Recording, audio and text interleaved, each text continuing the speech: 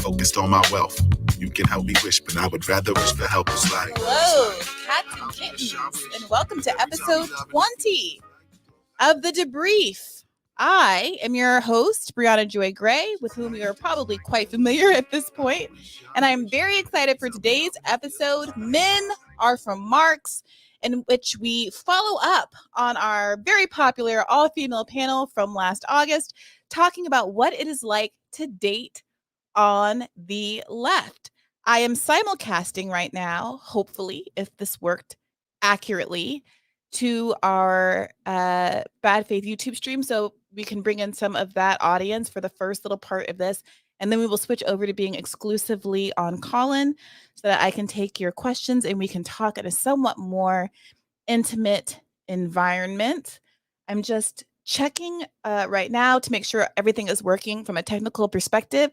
So while I do that, I'm going to play a clip from the episode to get us started and to orient ourselves just a little bit about where we are in this conversation. So without further ado, here is a short clip. A question that came up on the lady. Yep, that's not working. Just 1 second. So sorry.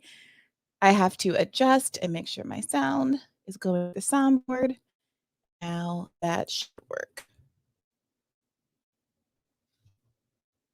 Basically, there we go. Would you date a broke guy? And the ladies weren't really about it. And there was some negative feedback about that and whether that is in conflict with one's leftist values. And I want to know what you gentlemen have to say about that. I am broke. Okay. All right. Let's be real. All right. James is broke. And my boyfriend got with me when I was broke. Okay. Is your boyfriend broke? I'm not going to speak for him. Look, I'm not going to fault somebody for being a victim of this capitalist system. And if their heart and values align with mine, bring it all over, baby. We'll start something. And if you need me to help take care of you, then we'll help take care of each other. Yeah. Well, let me ask you this, Jackson. Has it ever come up for you that you dated a woman who had, so little resources that it negatively impacted the relationship?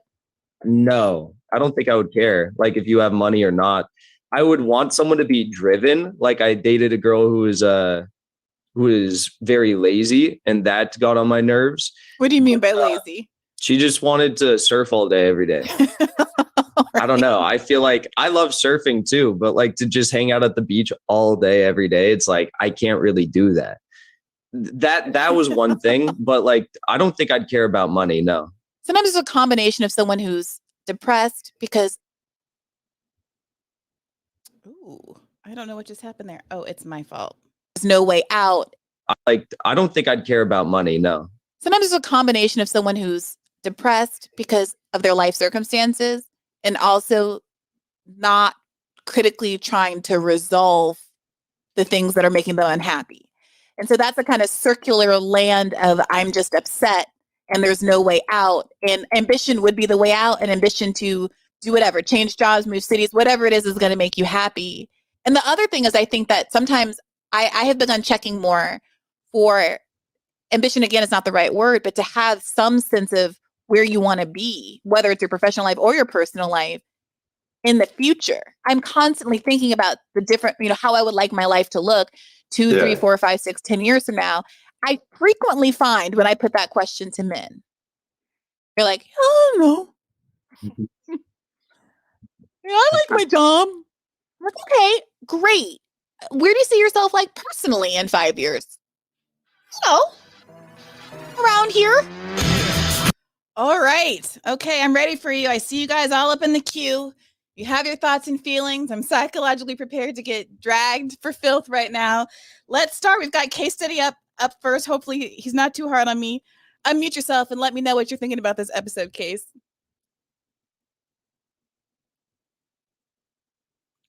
Case, want to unmute yourself? Case study, I'm going to have to go to the next caller, but go ahead and get back in line when you come back around. All right, Jonathan, let me know what's on your mind. Unmute yourself and let me know. Hi, Bree. Thanks for taking my call. I enjoyed this episode, although not quite as much as the one with the all-woman panel. I found that quite a bit more interesting. Maybe that's just a function of me being a straight male and finding women's voices more pleasant than men's, but I think both were definitely worth listening to. And I thought I could maybe just give a little bit of background on my own experiences dating the past few years as a leftist. And if anything you find curious about what I say, feel free to interrupt and ask me to elaborate a little bit. Does that sound good? Yeah, of course. Shoot. Yeah, so I'm a 25-year-old. I've been working for a couple of years. I grew up in SoCal, and I moved up to the San Francisco Bay Area for college. And then after that, I began working nearby, first in San Francisco and then later in the East Bay during COVID. And I think that in terms of my dating experiences, I feel like politics can be a little bit of a personal thing for someone. Like some people like yourself are a lot more brave than me and are willing to talk about it in a public forum, but I usually or just stupid. No, I wouldn't say so. But I usually play things a little closer to the chest. Like I think most of my good friends know what my positions are generally on social and economic issues, but I wouldn't say most of my casual friends do. And usually when I go on dates, it's not the first thing that I would bring up unless my date happens to bring it up. I would say that my approach is I try to just suss out if they're like someone who has empathy, someone that has like a genuine sense of empathy for people less fortunate than us and marginalized groups. I think that can be kind of tough in the Bay Area. Like it's known as a very socially liberal space, and I think it tends to earn that credo. But yeah, behind closed doors, there's a lot of people who can have pretty distasteful opinions about certain groups, and that's always like disappointing to find out. Well, what do you mean by that? What does that sound like in a date? Because as someone who is Black, I'm not out usually with people who are willing to kind of be explicit about having, let's say, progressive racial opinions, for instance. Occasionally I'll get a man who will say something that's homophobic, right? But I'm curious what that looks like for you. What kinds of things are people saying on these dates? So no, I wasn't actually referring to dates per se, like them saying distasteful things. I just mean like work acquaintances, in some cases like classmates or like friends of friends that I've met. I think the way I would sort of encapsulate it, I think the biggest one is like a very strong disdain for homeless people. That a lot of I'm not saying Bay Area natives are like that. I'm not saying that at all. I'm talking about like the PMC kind of people who, like myself, who come up for college and they get like a software job or like finance job around town. That's who I'm referring to. I guess like a way I would illustrate it, after Prop 22 failed in November 2020 on the ballot, which I know you're quite familiar with. I think you did 1 or 2 episodes on the matter. But one of my friends said to me, the Bay Area is really just capitalists who enjoy being outdoors. And I think that's a good way of describing a lot of people's politics, especially those among the income bracket that I myself am in and whom I tend to date. So it's not so much that people I've dated said things to me that made me disturbed in terms of their worldview, but I think that looking back 5 or 6 years ago on myself, when I had much worse politics than I do now, as like a pretty doctrinaire liberal, I think that I like to hope that I'm a generally decent person, and that's obviously up for debate. You'd have to ask people that I know, but I think back then when I had much worse politics, I wasn't necessarily a less open-minded person or a less empathetic person. I think I just didn't have enough life experience to really understand what a lot of the real-world ramifications are of certain economic policies. So I like to think that if I meet someone who's open-minded and she's a bit more to the right of me or not quite as left, that we could just have a sense of common ground in terms of empathy for other people, and from there I could kind of pull her over to my views. But this is all in the realm of hypothetical, Jonathan. And I'm curious whether or not this has actually been something that you've encountered. Because my impression from the gentlemen on the panel, and if any of them are in this chat, someone let me know so I can pull them up.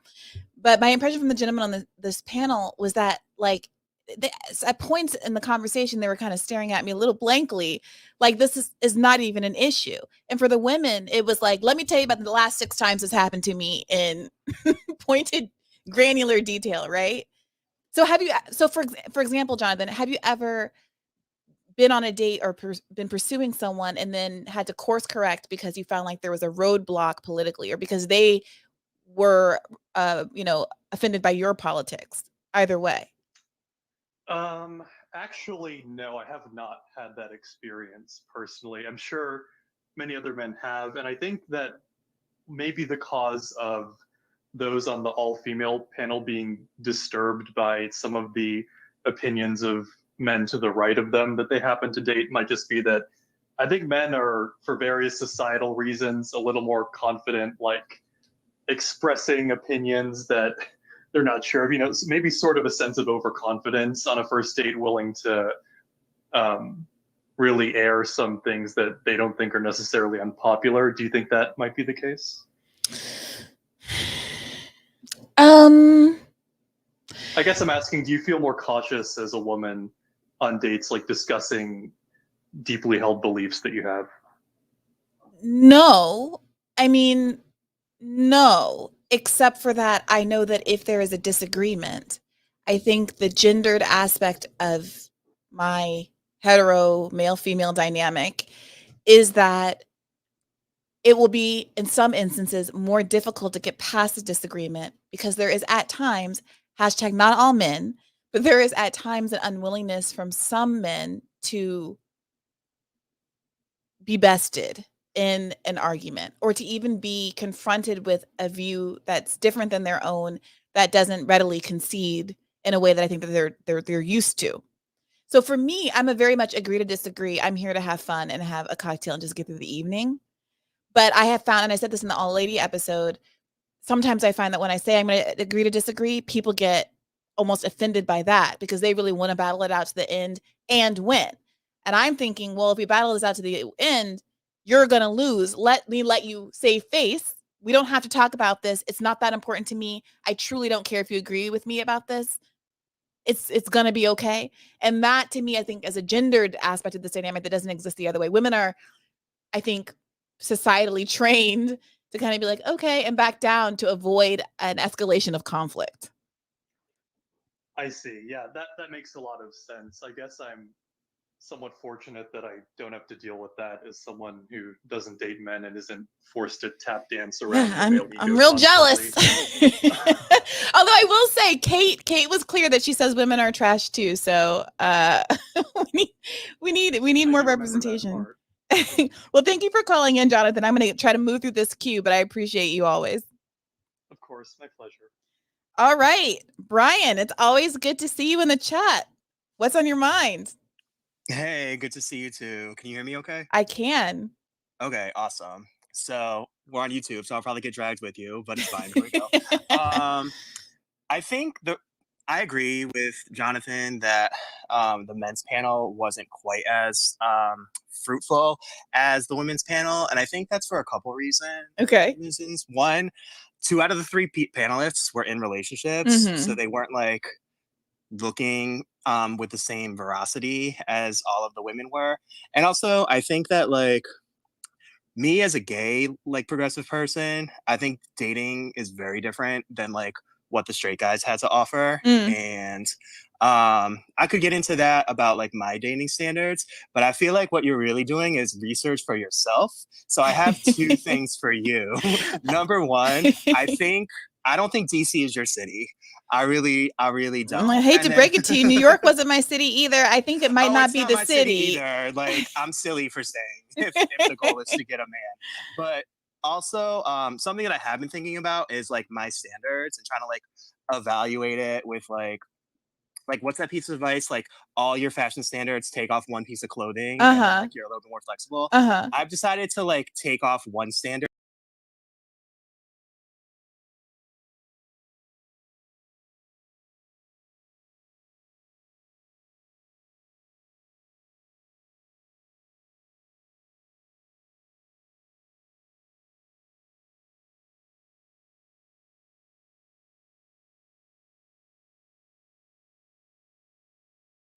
I would go down to 5'6" if he was fine.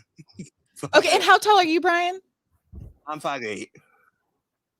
Okay, that's not hugely unreasonable. You weren't out here. You're not like one of those spinners who are always like, the shortest girl in the world wants to date a guy who's 6'4". Right. No, my checklist is not like OD. I think it's reasonable. Like when I talked to Olay that other day, I was like scared because I was like, I would date somebody who makes like 40,000 ish, and she was like, "Ooh, that's way too low." And I was like, "Okay, well, I'm trying to have standards, but at the same time, be accommodating." Okay, so Brian, I have to interrupt you just briefly because Bertrand Cooper has joined the live stream here on YouTube, and I want to make sure, Bertrand, can you say something just to make sure it's coming through on the Callin app? Can you hear me? Is it coming through? I wasn't even expecting to be here because of the Callin app. You're coming through on my computer. Can you guys on the Callin hear him? Can you give me a thumbs up if you can? Okay, apparently they can hear you, but I'm afraid they're just hearing you through my computer. So I'm just going to make sure I have the sound being routed from my computer, the Rodecaster, which it is. All right, if everyone seems like this is working, I'll let sleeping dogs lie, even though I feel like it's a little ad hoc. Okay, so Brian is telling us that he used to have like height qualifications that he's gotten rid of. But why do you think DC is not my city? What do you really think that going to a different city is going to yield dramatically different results here? Well, I can't say for sure because, like, even though I think like you're my best friend in my head, I don't actually know you. But I went to DC and I dated somebody from DC, and like we went out several times, and I just did not like it. I didn't really love the people. I didn't really think that like the scene was that fun. And I'm like a gay guy, so maybe it's different for straight women and like the DC scene, but it was just not for me. And I just feel like it's kind of like the political version of like dog eat dog, where everybody's just trying to like out credential each other. That is accurate. And, yeah. And I just feel like there's like so many shit libs, and I don't know. It's just not. But come on, like guys, everyone everywhere is a quote unquote shit lib. I mean, that's just the majority of average Democrats in America. This isn't like a DC problem. You can't tell me, oh, I'm from Manhattan, Kansas, and no shit libs here. I'm from Atlanta, and no one here is problematic. I'm from Austin, and this is totally great. Like, liberals are the predominant non-conservative group in America. And so Bertrand, one of the things that Brian said first and foremost was that he felt like the male episode was a little less helpful because most of the men were in relationships, and you're guilty of that. I'm a terrible person. I don't know. But here's the thing, like, to me, regardless of whether you're in a relationship, like I date people all the time. It doesn't mean that the stories and experiences that I've had previously aren't germane to the discussion. Do you know what I mean? I do get what Brian's saying though, because I mean, if everyone on the women's panel was dating, I mean, it's the people who are out in the dating pool who have just the horror stories, and like once you're in a relationship, I think it probably does tone down the stories that you have, especially, I guess in my case, because I didn't really get to have the full dating app experience. I got in a relationship so quick. Well, Brian, what did you make of Bertrand's ability to meet people in real life versus on the apps? Because James was saying that he was also very app dependent, and he alluded to the fact that it's because that's more like culturally relevant to him as someone who's a gay man looking out on the market. Yeah, I totally agree with James. Like, I've definitely met most of my exes on apps. I met one in person, but then I looked back at my apps and he actually messaged me like 3 weeks before I met him, and I just forgot to respond. I don't know. I do think that like you have to make sacrifices, and it's important to be open-minded, but I think that having standards is okay too. And it's just a matter of evaluating like which standards are more legitimate. And I haven't figured out that either. Like, I'm single as well. Yeah, the standards aren't, I really just feel like the standards aren't the issue. The bar is on the ground. Like, the bar is on the ground. Like, I don't know how many times I have to say the bar is on the ground. Like, I am not sitting here saying like the people that I have been out with, like, I would almost be embarrassed to admit to in some instances because of how far they are from what my actual ideal is, an actual ideal that I left somewhere back in 2012. Like, you actually had me like thinking after the episode. I forget what it was. I think the heading that you did for Callin was like, do men care about politics? And I don't have an answer about that yet. But after the whole talk, I was like, damn, am I not bringing up politics? Am I just like ignoring it in my relationship or something? I don't have an answer. Let me be honest. I think that you guys just don't care about anything. I don't want to be overly reductive about men, but like the women I talk to, the way I think about my life, it's like there are all these qualities that I really appreciate and admire in my friends and my family and myself that I've cultivated over the years. And I see those qualities in other people, and I have the utmost respect for those qualities. And when I'm in a dating scenario and I see a man who has those qualities, I think, oh, what a gem. How amazing that he's, a brilliant writer, he's accomplished this and that in his life, or that he's, so athletic, or he's so poised, or he's so charismatic, or he's so good with people, like whatever it is. I think, oh, this is, you don't meet people like this often. Like what a diamond.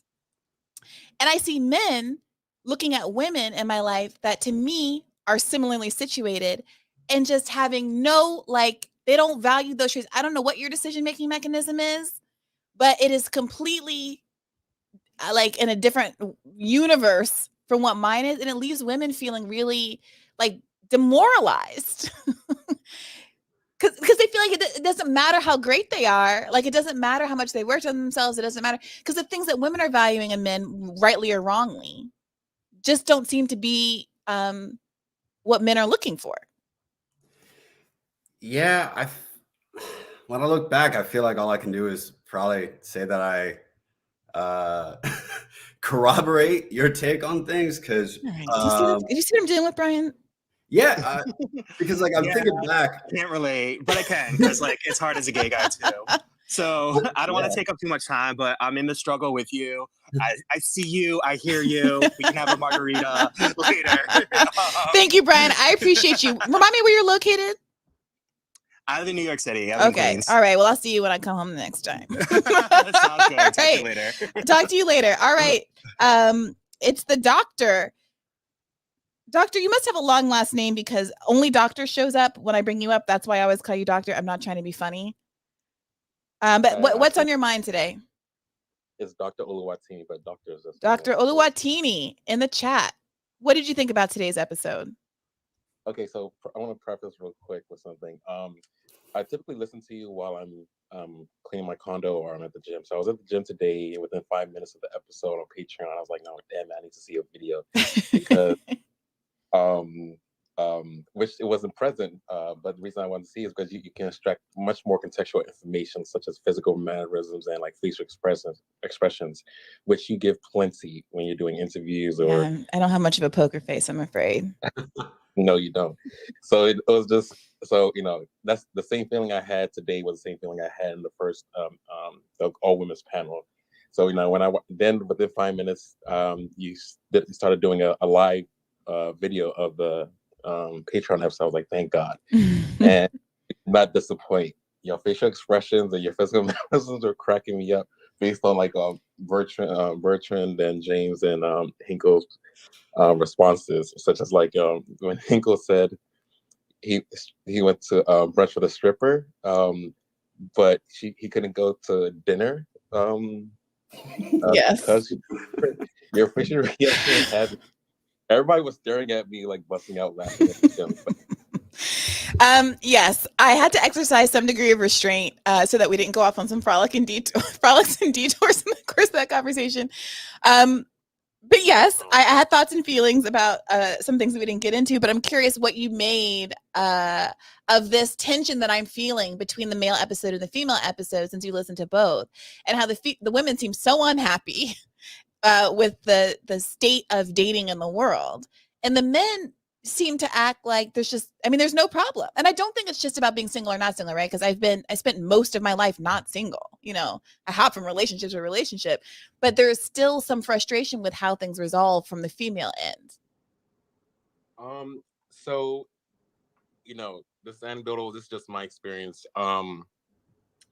I feel like based on the women that I've dated, and I recently got a long-term relationship last summer. Women that I've dated have had more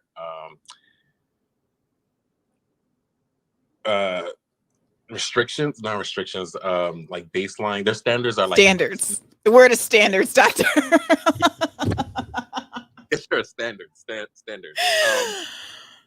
Like ours. I mean, I'm not. Well, I'm not. I want to speak for the general male leftist population, but for me, I don't need you to be as like far left on my issues as I am. I just need you to understand my issues, and I don't want to explain things to you.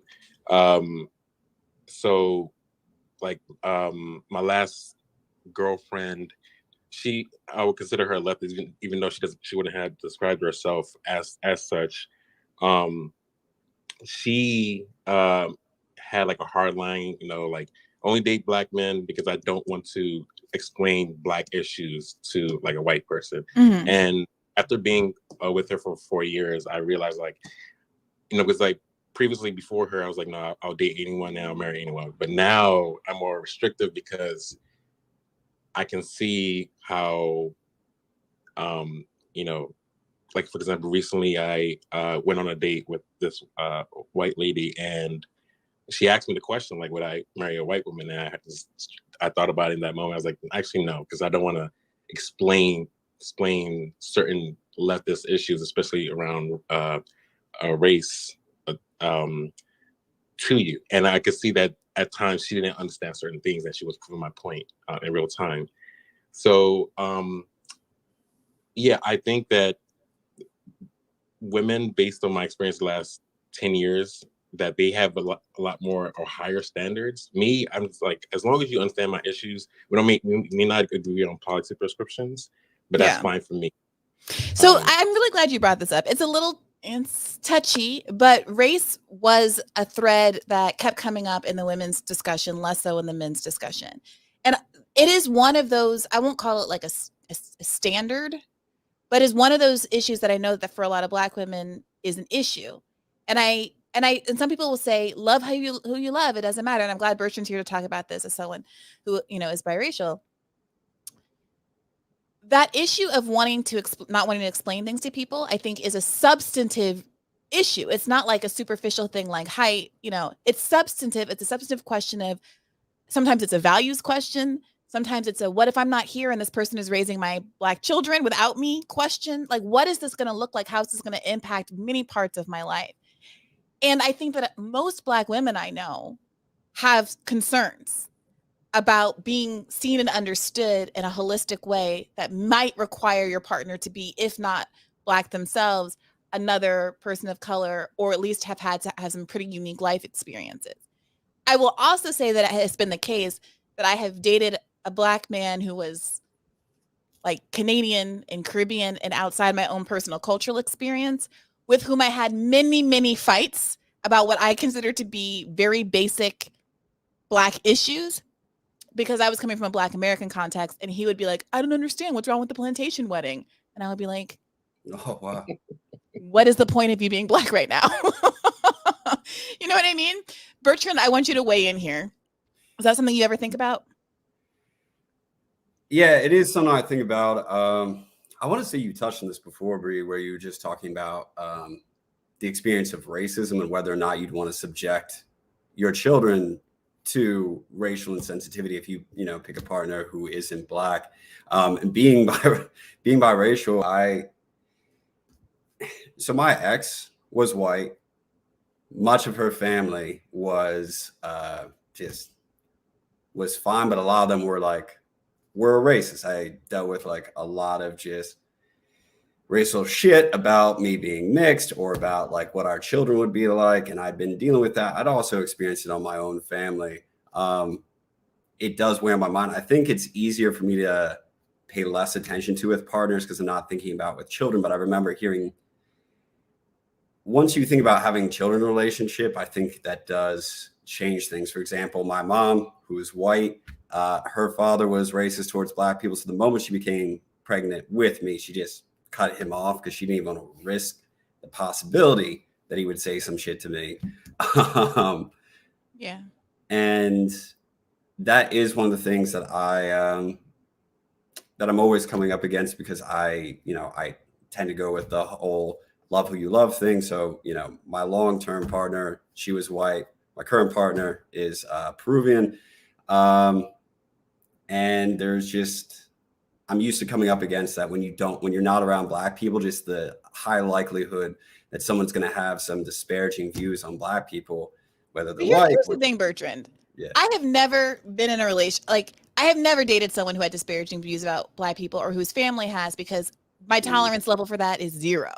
The idea that someone would say something about my child, my hypothetical child, that was demeaning, it was my family member in my own house in this big racist world, that's what I have to deal with in my own house? Absolutely not. Absolutely not. And there's enough colorism and anti-blackness within my own community to not be having to import that from other places. But I talked to Thomas Chatterton Williams on this program. He wrote in his book about some family members of his wife. Thomas Chatterton Williams is biracial and his wife is a white French woman who, had thoughts and feelings about her dating him. That's what I was thinking of. Yeah. And I have many, many friends who will, say, oh man, I'm dealing with this in-law problem. They're racist. It's really causing tension and stress in my life. And it's I have empathy for you as a human being, obviously, but also duh. You really didn't think about this. You really didn't think about what the scenario was going to be like. This truly didn't factor into any of your decision-making when you were in the dating process. Yeah. So I would never deal with, I've never had a partner giving me those views, but I've been in Thomas Chatterton Williams' position many times where relatives of the partner had those views. For me, since I hadn't been planning on having children, I really do think that softened the blow, because it was well, I don't really have to interact with that part of your family. I also tend to date people who are, go ahead. But it wasn't just children. Thomas Chatterton Williams talked about how he felt as a child, knowing that some of his in-law, that some parts of his mom's extended family were not hospitable to him as a child. Yeah. I don't remember if it was as a grandparents. I don't want to misrepresent his situation, but imagine, your grandparents not loving you or embracing you or supporting you. There's so many stories like that. I have friends, I've dated guys who were adopted by white parents who really struggled to make an environment for the kid that wasn't very toxic, and who had, I'm not trying to tell people's business, but I could tell you some stories. No, that's 100% a thing. I didn't have grandparents, but I had the uncles and other relatives. I had one uncle who, just out of his ignorance, he thought it was funny to call me mix and match when I was a kid. Yeah.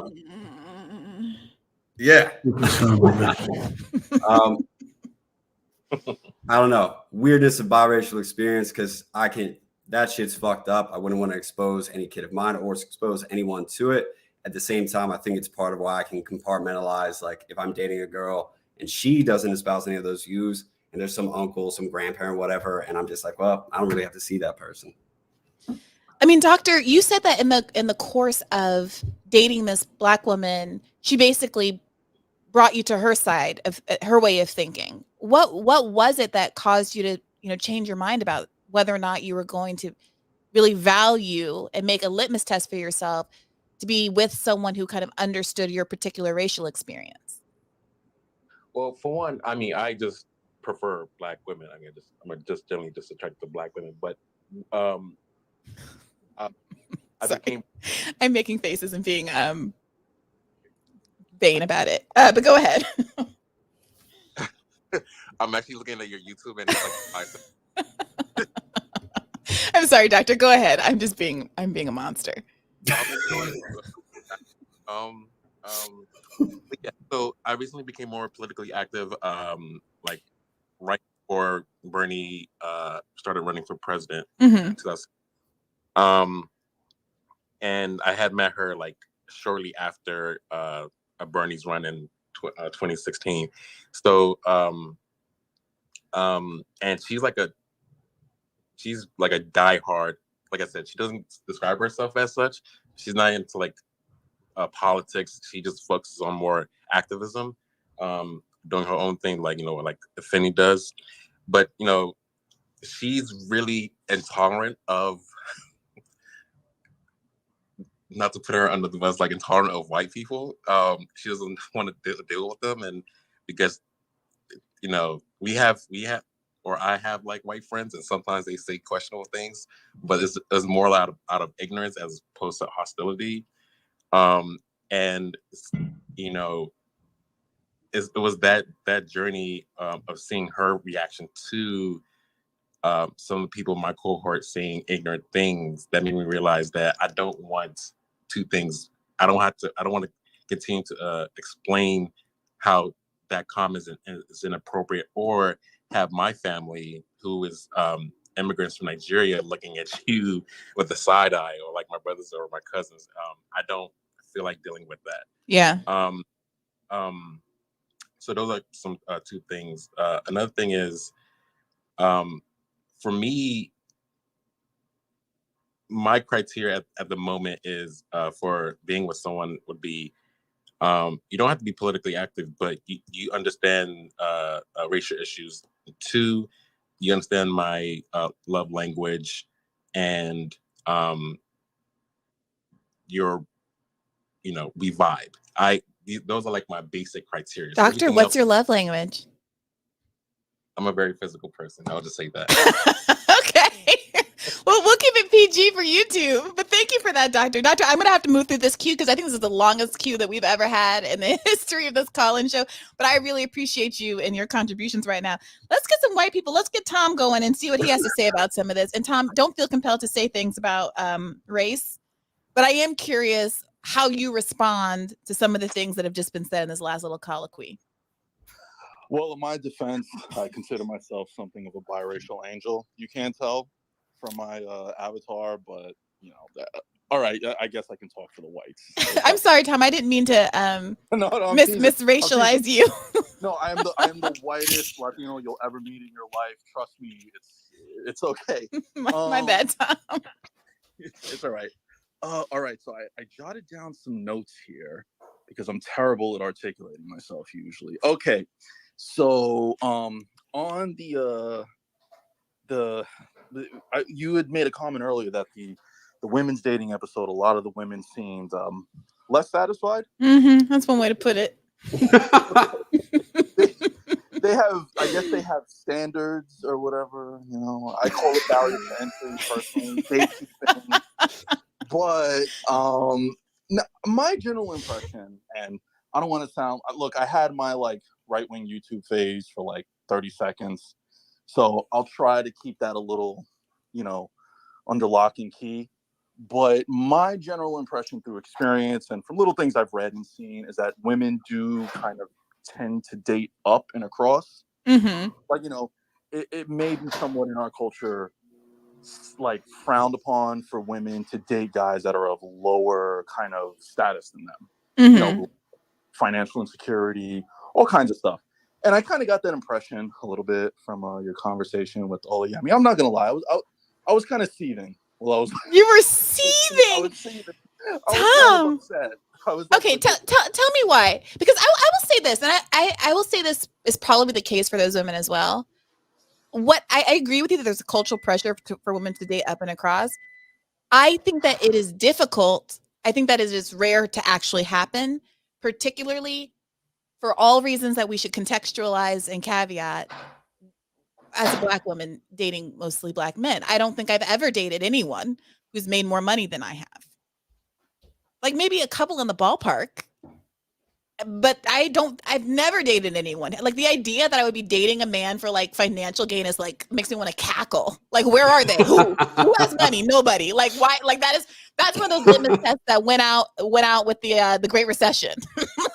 2008, that notion flew out the window, as we were all struggling to get employment after college, Yeah, I mean, I guess as someone that doesn't really have any understanding of Black anything anywhere, I'll just chime in. But you're Latino, Tom. Times are tough. The economic stratification in this country, racial economic stratification is what it is for the reasons that we understand what it is. So like I have white girlfriends or like Asian girlfriends who like truly believe and execute marrying, you know, like doctors and corporate lawyers and things like that. I am a corporate lawyer and it never occurred to me that, or I was a corporate lawyer and it never occurred to me that I was going to marry a corporate lawyer because frankly, I have never in my life had a Black colleague in a legal context. Ever. So the only thing I can say on this is I've brought up my brother once before in this conversation. He's my half brother. His father is my mother's ex-husband. So my brother's actually half Black, half Latin. He's a Harvard Law graduate, a Truman Scholar. Oh yeah, I was asking you about him if he were single. Yeah, I think I DM'd you his name just in case you wanted to check if you went to class with him. But for my brother, yeah, like I've never seen somebody. I hate to use the term because it sounds so crude, but pull so much ass before in my life. Like my brother never had trouble dating, never, not once. And the more educated and the more like qualified he became, the better looking the women were. I mean, this dude could like. And as his younger brother, I was kind of like envious. I looked up. All right, to Tom. him. I hear you saying that I don't have a shot, but like, what's the point? All right. Well, I mean, maybe if he was single, but he's, you know. So now, for me, on the other hand, and maybe this is the parallel I can draw, and why this maybe upset me a little bit, is through the court. Like, as you know, I work in construction. I had been involved in like a unionization effort at a fairly large construction company in New York. We won the election. The company told us to go fuck ourselves, refused to come to negotiations. They laid us all off. They never took us back. And then like a year later, COVID hit and the industry just kind of like disappeared. And what am I saying? I'm just whining right now. Sorry. No, you're venting. This is catharsis. Yeah. This is free therapy. This is the TMI Callin show for me. So you guys are all my therapists. Sorry. So what's the point I'm trying to make here? Okay. So if you're having a hard time, what was it? You said can you reiterate your point before I fly off on a tangent and don't make any sense? Well, I don't know that I have a specific point. I mean, I have some questions about your brother though, if that might refocus you. Okay. Yeah. Ask away. So your brother is married now? Yes. He's got this very smart, intelligent, attractive Tribeca Film Festival Award winner. We get it, Tom. Yeah. She's great. Okay. Yeah. May I ask what race she is? Hold on a second. Here, Tom. Give my son a lollipop. Oh. Sorry. Priorities. She's from Kyrgyzstan. Oh. Okay. Yeah. It's like I also don't know what I would say that race is. Anybody who doesn't know. What is that, like Central Asian? It's like west of China. But that's that part of the world that's like where all of the races meet. Yeah, pretty much. Okay. And may I ask, prior to that, did he frequently date Black or Latina women? There were definitely probably a lot more Hispanic women he dated than Black women. Mm-hmm. I rest my case. Thank you, Tom. I'm going to read this question off the screen really quickly because it's been here forever. You don't have to go anywhere, Tom. But Daryl Malone, thank you so much for your contribution, says, why wouldn't men and women be looking for something different? And politics have definitely played a role in my relationships.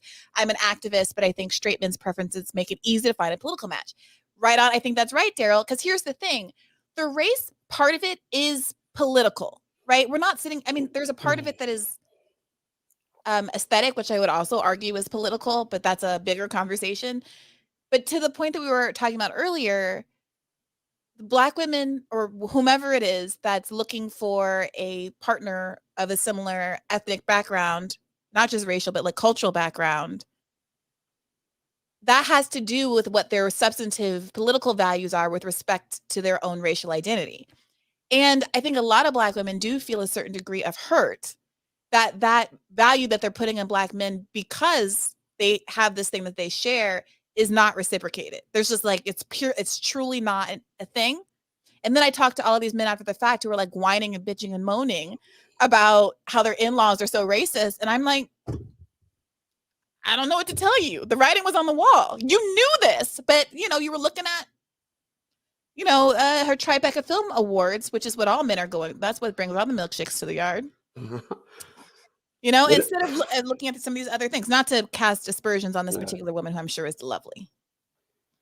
I feel like it would be hard to cut it off, like assuming you don't meet the person's family right away and you like really do click with them for several months before you find out that their family is, I don't know, this whatever Thomas Chadwin Williams situation was. I don't know.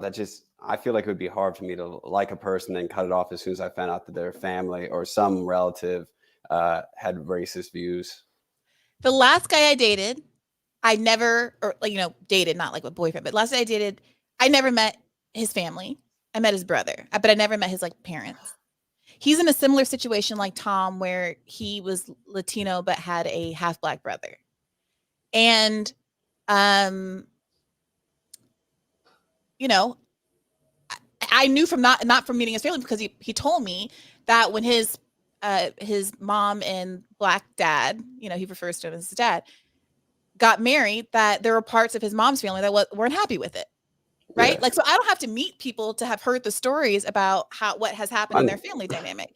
Or like, have you dated other people? Has your sibling brought somebody home? Like, I will ask a guy, like, have you ever brought, like, who do you typically date? And like, have you ever brought a Black woman home?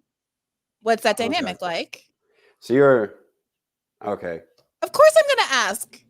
I'm not waiting to like be at the altar and be like, hi, Mrs. So-and-so.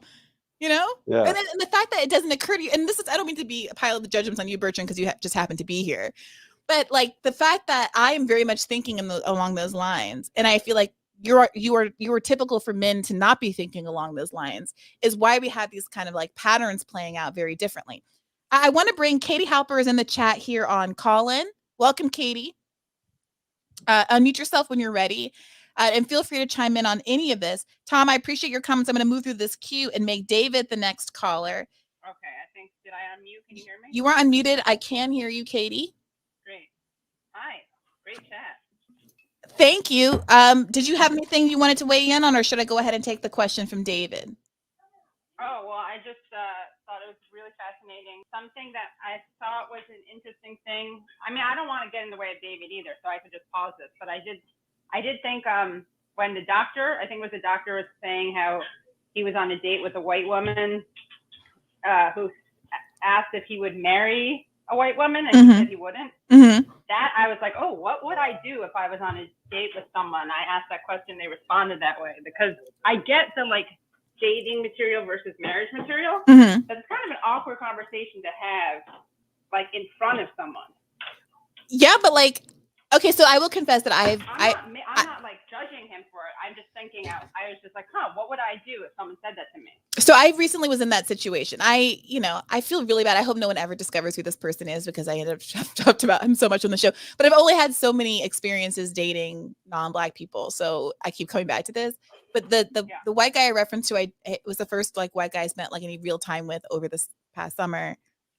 It came up. Yeah. It came up as things started to escalate a little beyond like one or two dates. And I articulated what was on my mind and why I was basically pumping the brakes. I felt like I owed it to him to be honest with him about why I was pumping the brakes. Right. And it had to do with my ambivalence about the reality of a long-term anything. So why are we going to go here? And, I was torn between obviously not wanting to say something hurtful and something that I certainly wouldn't want to hear. If anyone said that shit to me, I'd be Audi 5000. Well, I mean, would they say because it's different, right? Because I mean, if you're talking about in general or because of the race? Well, look, I can imagine a world where, let's say, I was dating a Jewish guy and he was like, well, ultimately I want to marry a Jewish woman. And I wouldn't take that as, it's not racist. It's just, it's legitimate. I mean, it is, It's a shame. It's a shame. Let me say it's a Jew. I'm very ashamed of that behavior. It's not the Jewish thing to do. The Jewish thing to do is not care. But that's a whole other conversation. The Jewish thing to do for some Jews is to celebrate universalism. But that's another story. You got to do a thing on Jewish dating. But Katie, that has happened to friends of mine. I have one female friend that is, Asian American and who serially dates white men. And many of them are Jewish. And she has been in this situation more than once where ultimately the guy was playing her. And when it push came to shove, it was like, well, I'm going to ultimately settle down with a Jewish woman. Right. At which point, the earlier you find out, I'm curious what the white woman did when the doctor said that. Because if someone said that to me, it would be, I mean, I understand where people are coming from. It would be one of those interesting places where like the personal meets the political. I'm sure I'd be very hurt and feel dissed, but I'd also just bounce. immediately. Yeah, I mean, like, better, wouldn't it be better just to know? And in my case, I wasn't saying no. I was just saying, like, I've never, like, this is, Right. I gotta just, I'm processing this. I've never been in the situation and I'm just dealing with it. And I want to be honest with you about why it's not a person. I'm not like not interested in you. I just am negotiating this for the first time Right. and I just have to Same. think about it. Yeah. And I felt like that was better than letting him think that I just was like falling out of interest or whatever, which wasn't the Yeah, case. of course. Yeah. I want to say Not case you, it's your study, demographic. Not you, it's your demographic. which sounds so terrible. Like I understand that. At first I want to say case study QB says that his unmute button didn't work. Case, if you're back in the queue, oh, I'll make you next. I'll put you back We love Case up Study. front, Case. Everyone follow him on Twitter. He's great. They absolutely should. I want to ask you, Bertrand, what do you think about that? Have you ever been in a situation like that? No, I mean, I haven't been in a situation like that, and it's hard. I'm trying to take it in. It's hard for me to imagine not letting the feelings that I have for a person basically lead my choices. I don't know if it seems more calculated to me to assess someone in that way by this different criteria. Whereas, What do you mean by calculated? What is calculated about that versus calculating to date someone who lives in your zip code or dating someone who's a certain height or who is smart or funny or interesting or charming or any other so-called calculations that people make when they enter into a relationship? Well, I guess I would say for me that a lot of those things listed there, I can't really assess right off the bat. Like I don't necessarily know Of their someone- life circumstances. Oops, sorry. their And life also, circumstances, their zip code, exactly how smart they are. There's a lot of things that I can't assess right away. Just something about maybe this is like naive, but if I felt like strongly towards someone, I just have a hard time imagining myself cutting that off because I have this say other rule based off of I know that I'm going to end up with this Not demographic. I wouldn't. critically trying to sorry, I keep having weird. I apologize for that. I'm struggling with this a little bit, Bertrand, because I feel like in your mind it's a superficial, like arbitrary cutoff. It's not superficial. It's not arbitrary. It's, how do I put it? It's just not something that you It's value. not relatable. It sounds like it's not relatable. I wouldn't. I guess I would like to see, how do I put it?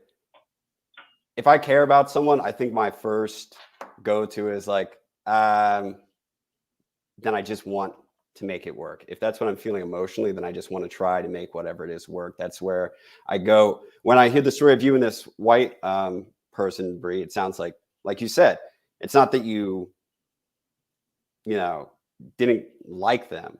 It's just that you weren't going to end up that way. And that the idea of If I had fallen in love with him, like there's the possibility, but like it's just a higher bar. It was a bigger lift, and I was going to be perhaps a little less patient to let it play out than I might otherwise. And then it manifested in real disagreements. Like it wasn't like the abstraction of him being white. It was like things that were said that were a problem. Not in some terrible way. He was lovely. Like I'm not trying to say that this guy was racist or anything like that. Like that's not the case. I'm sorry. Let me just get off this guy because it's not his fault, and like it's not about him. You did, because you already got off him. Hello. Okay, Katie. Someone asked a question: is Nina Turner going to hire Jeff Weaver again? I'm not privy to that. It's a little off topic, my friend. Martin Rad, wow. Thank you for this contribution. Persian, Norwegian, 40-year-old dating Swede, Bulgarian, been with everything from white Texan to Burmese. I like that they specify Texan. That's like extra white. Politics has been the most important issue always. Oh, so Bertrand, let me ask you this. What if someone, you fall in love with them, but then you've discovered that they, are one of those people who says terrible things about like homeless people stinking up the joint. Like you never found out, you were dating them for years, but you live in Colorado or somewhere that's Like you marry, you're dating Clara Jeffries? Did Clara Jeffries say something like that, Katie? Yeah. Okay, then like you're dating Clara Jeffries and you live someplace rural where it's never come up because there just aren't homeless people there. Yeah. And you're like a year into your relationship and suddenly you hear her say some monstrous thing. Then what do you do? Yeah. Well, first off, that would be brutal. I would hate that, but I'd have to, I couldn't stay with that person. I think it's I wouldn't be able to stay with that person, but it would be really painful if, it's this setup of like you fall in love with this person, then you find that out, and it's just it's not gonna work long term. There's something. Yeah, go ahead, Brie. So I feel two ways about this. On one hand, I think I agree. On the other hand, I think that in marriages, things come up like that. Sides of your partner that you had no way of anticipating will come up and make you look at them with completely different eyes. And it cannot be the case that like what you describe as a deal breaker, I think changes remarkably in the context of marriage if you want to stay married. Yeah, I do. And, yeah. I do think there's, depending on how long you knew the person prior to getting married and sort of what conversation you have and the steps and whether or not, for example, did you go straight from married to, or straight from like dating to married? How long were you living together? I do think there's ways to, over a period of time, like minimize how many surprises are waiting for you in terms of things like, say, political views or things that really should come up in conversation, I think, before you marry a person. I mean, for me, the chances that I marry someone without finding out how they feel about poor people is just exceptionally low. But well, let's hear from David. Whose dog is that? I don't have one. Katie, just mute yourself, please. Okay, David, unmute yourself and let me know, weigh in. What's on your mind right now? Okay, so I kind of just wanted to point out the fact that most of the women on the women's episode were Black, if I'm not mistaken. Yeah. And so we know that, if I'm not mistaken, that's the most educated demographic in America. Hashtag cancel student loan debt. It's a public good. Well, It would it's also help most close the indebted, racial- but yes. That too. But it would help close racial wealth gap and gender gap, wealth gap. So that's a good thing. But Black men seem to be on the opposite end of that spectrum. And I feel like it plays into Tom's point from earlier that women are encouraged in our American culture to date up and adjacent. So I think that's at least kind of explains why the men's episode, or the guys in the men's episode, seem to be a little bit more unbothered by people, by their options political standpoint, because I think we're kind of conditioned to, I feel like I'm saying, describing this wrong, but the only way I could think to say is to be more open-minded when it comes to considering a potential mate, especially on the dating apps, because the dating apps are kind of designed, the algorithms are designed to slant the playing field to make women choose, because they get like 4 times as many options coming at them as the men get. So it makes it super competitive. See, least of all in the heterosexual space for the dating apps. I don't know about the other spaces. Yeah, so I think that is true, but that's part of why I think that as much as the women, that cultural pressure exists, I know that they don't operate that way. Like if this is I don't want this to come off the way it's coming off, but like if Black women actually did sit down and say, I'm only going to date up, we wouldn't be dating. Like at least women on that panel wouldn't be dating, because they're just, all those women on those panels have graduate degrees and are very accomplished. They're outliers among any group. That makes sense. I mean, in my personal experience, I've typically dated people who make less than I do, and I only have an associate's degree in nursing. So the time that I have dated someone who makes as much as me, they were typically other nurses, and it was very comfortable. It was enjoyable. It was a bad thing we just didn't work out, but it's just been my experience. I mean, like Olay asked that question on Twitter, and I said the same thing. I was like, it's just always been my experience that I tend to make more than the people that I've dated, and I don't know if that's just how it's been. Not that I haven't dated people with more education. It's just that even the women that I have dated who have had bachelors, they're either in a field like I can't remember what it was called. She made like auger for science. I mean, for experiments and things of that nature for the FDA. So she made less than I did, but I think it's just because in Texas at that time, nurses just were making more. So that's been my experience. The other point that I kind of wanted to bring up is that, and it's kind of the same point, unlike Dr. Ola Watimi was saying, I tend to have been more open-minded, and I feel like I always felt like that was just more maturity, especially since getting in my 30s. I've been more open-minded to the people I date. My family personally has always said that it's like, well, if you date a white woman, you know, she's not going to be able to understand your struggle as a Black man. And I've always responded with like, well, I don't need her to empathize. I just need her to seek to understand. Like she can understand. Like I can empathize, or I can understand the fears of being physically unsafe in the world. For instance, if I'm around a cop who I think might have some racially motivated hatred toward me, I can understand in a sense how women feel when they're out in the real world. I mean, Dave Chappelle makes a joke that kind of encapsulates it a little bit. He compares being a woman to like being somebody who's walking around with $50,000 and a shirt that's basically saying, "Yeah, I've got $50,000 on me. Please rob me." So my point is that you can empathize with other people without necessarily having lived the exact same. But David, here's the thing. Like in the abstract, I completely agree. But when I say, "Oh, I prefer," a person of color, as Jackson Hinkle called me out on, like the reason is because sometimes my experience has been that the ability to sympathize, whatever you want to call it, to relate, to understand, even if they aren't Black, is heightened by if they have something else going on themselves. So, if they're Latino, if they're Asian, if there's something else. And what I have found is that sometimes there's just this asymmetry when you live in a world that has these racial hierarchies, where it's like there's no equivalent to the N-word, right? Like, and that's like a metaphor for how there's just no equivalent to some other kinds of things. And it's like, at least if there's like the C word or the K word or some of these other epithets for other groups, then like they get it on some level. And it feels like there's a little bit of a parallel. Like if you cross the line, I could cross the line back to you. Like it's like mutually assured destruction or something, because we're both, minorities out here in this world. Versus with a white person, sometimes it feels like a different level of vulnerability. Like, you're gonna call me a name, and what am I gonna do? You know what I mean? Like there's all this power. Like, what am I gonna do back? What am I gonna? Moreover, have you not ever been in an experience? Because I had these experiences that I didn't anticipate happening. Like, do you remember the movie The Craft? The witch movie from the 90s, or maybe it was really out. I don't know. 90s.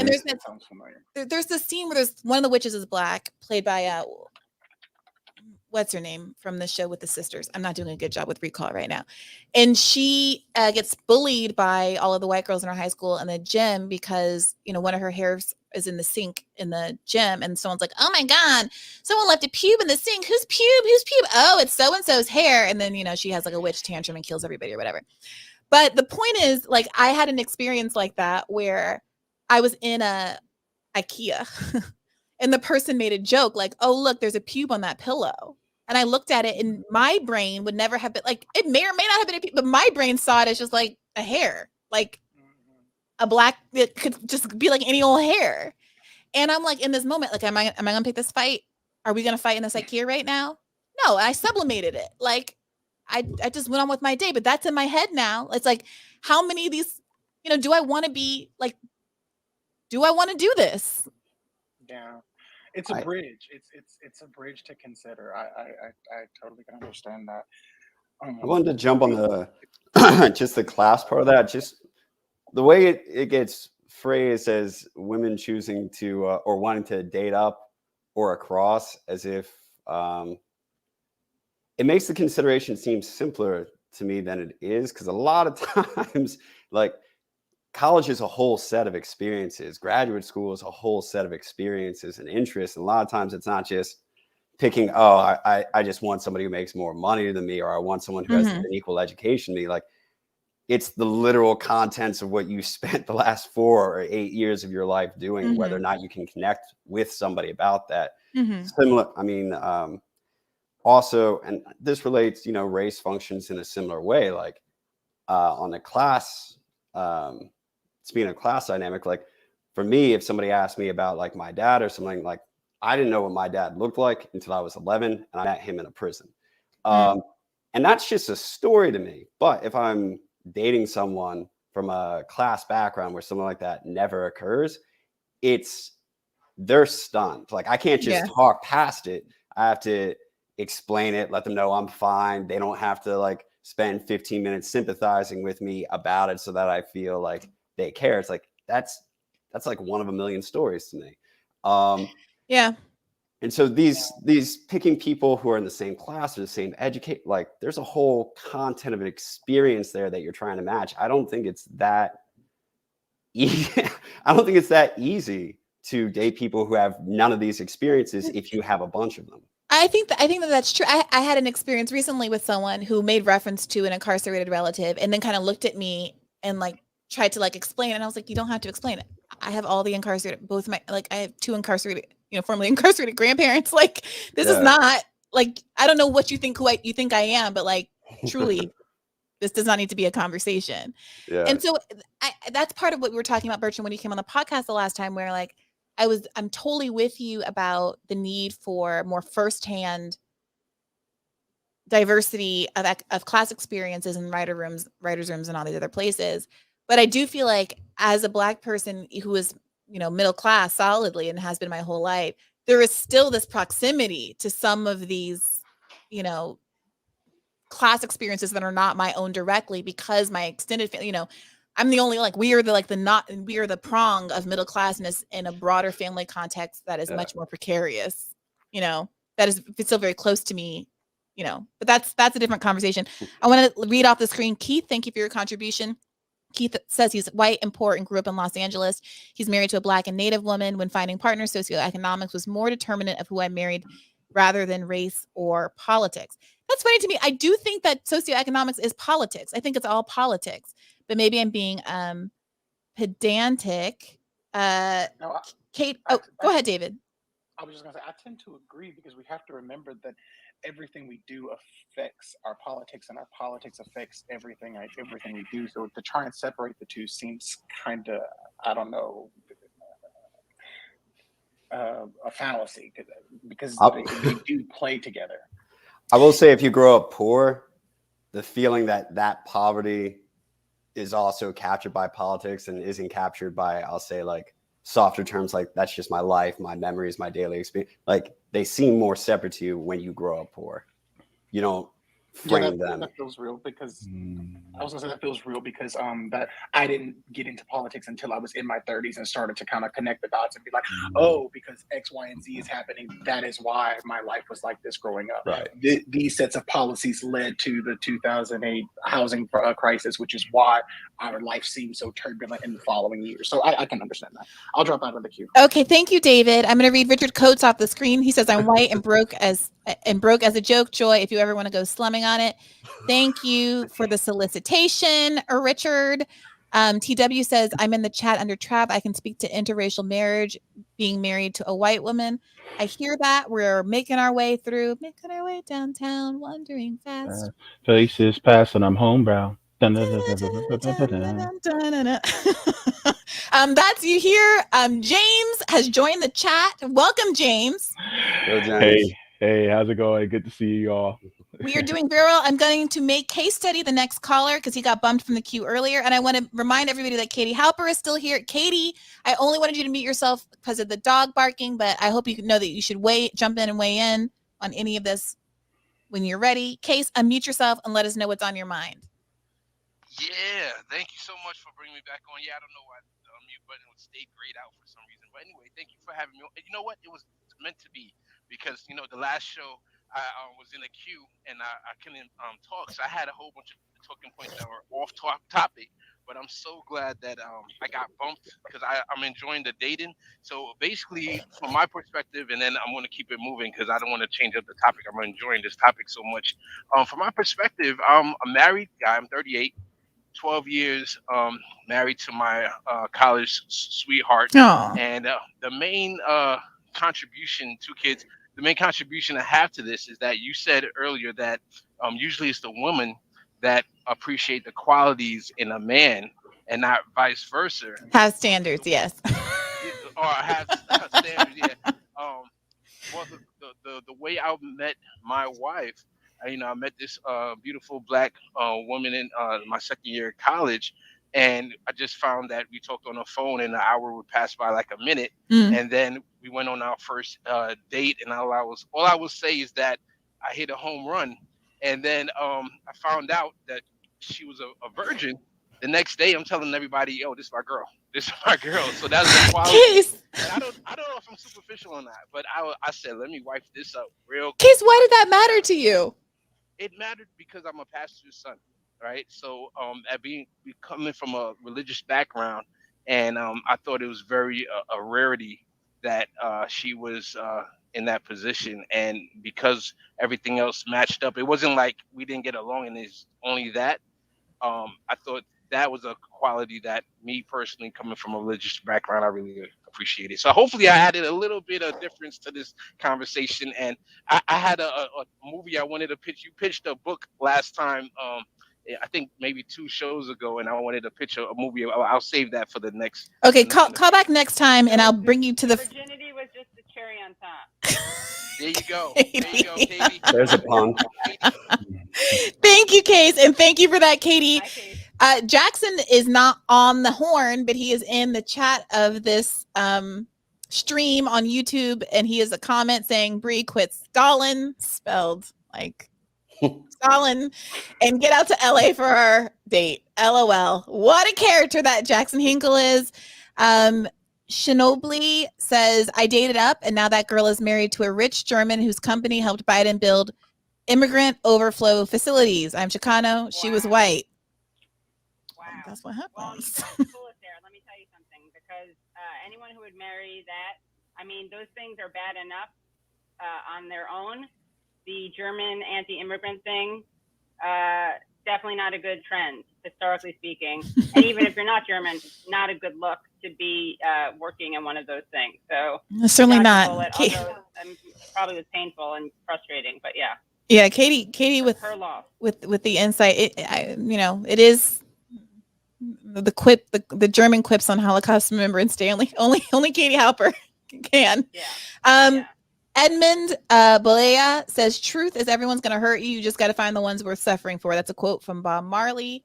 Thank you for that contribution. And I want to give you, James, a chance to weigh in on some of the feedback that you've heard or read or seen tweeted about this episode. How are you feeling about how it all went down? I feel pretty good. I think it was a great thing to talk about. Sometimes we have to talk about some of the issues that we face socially on the left, because we can't always talk about the political analysis day in and day out. I think sometimes it's good to move into the social aspects that we also have to veer into.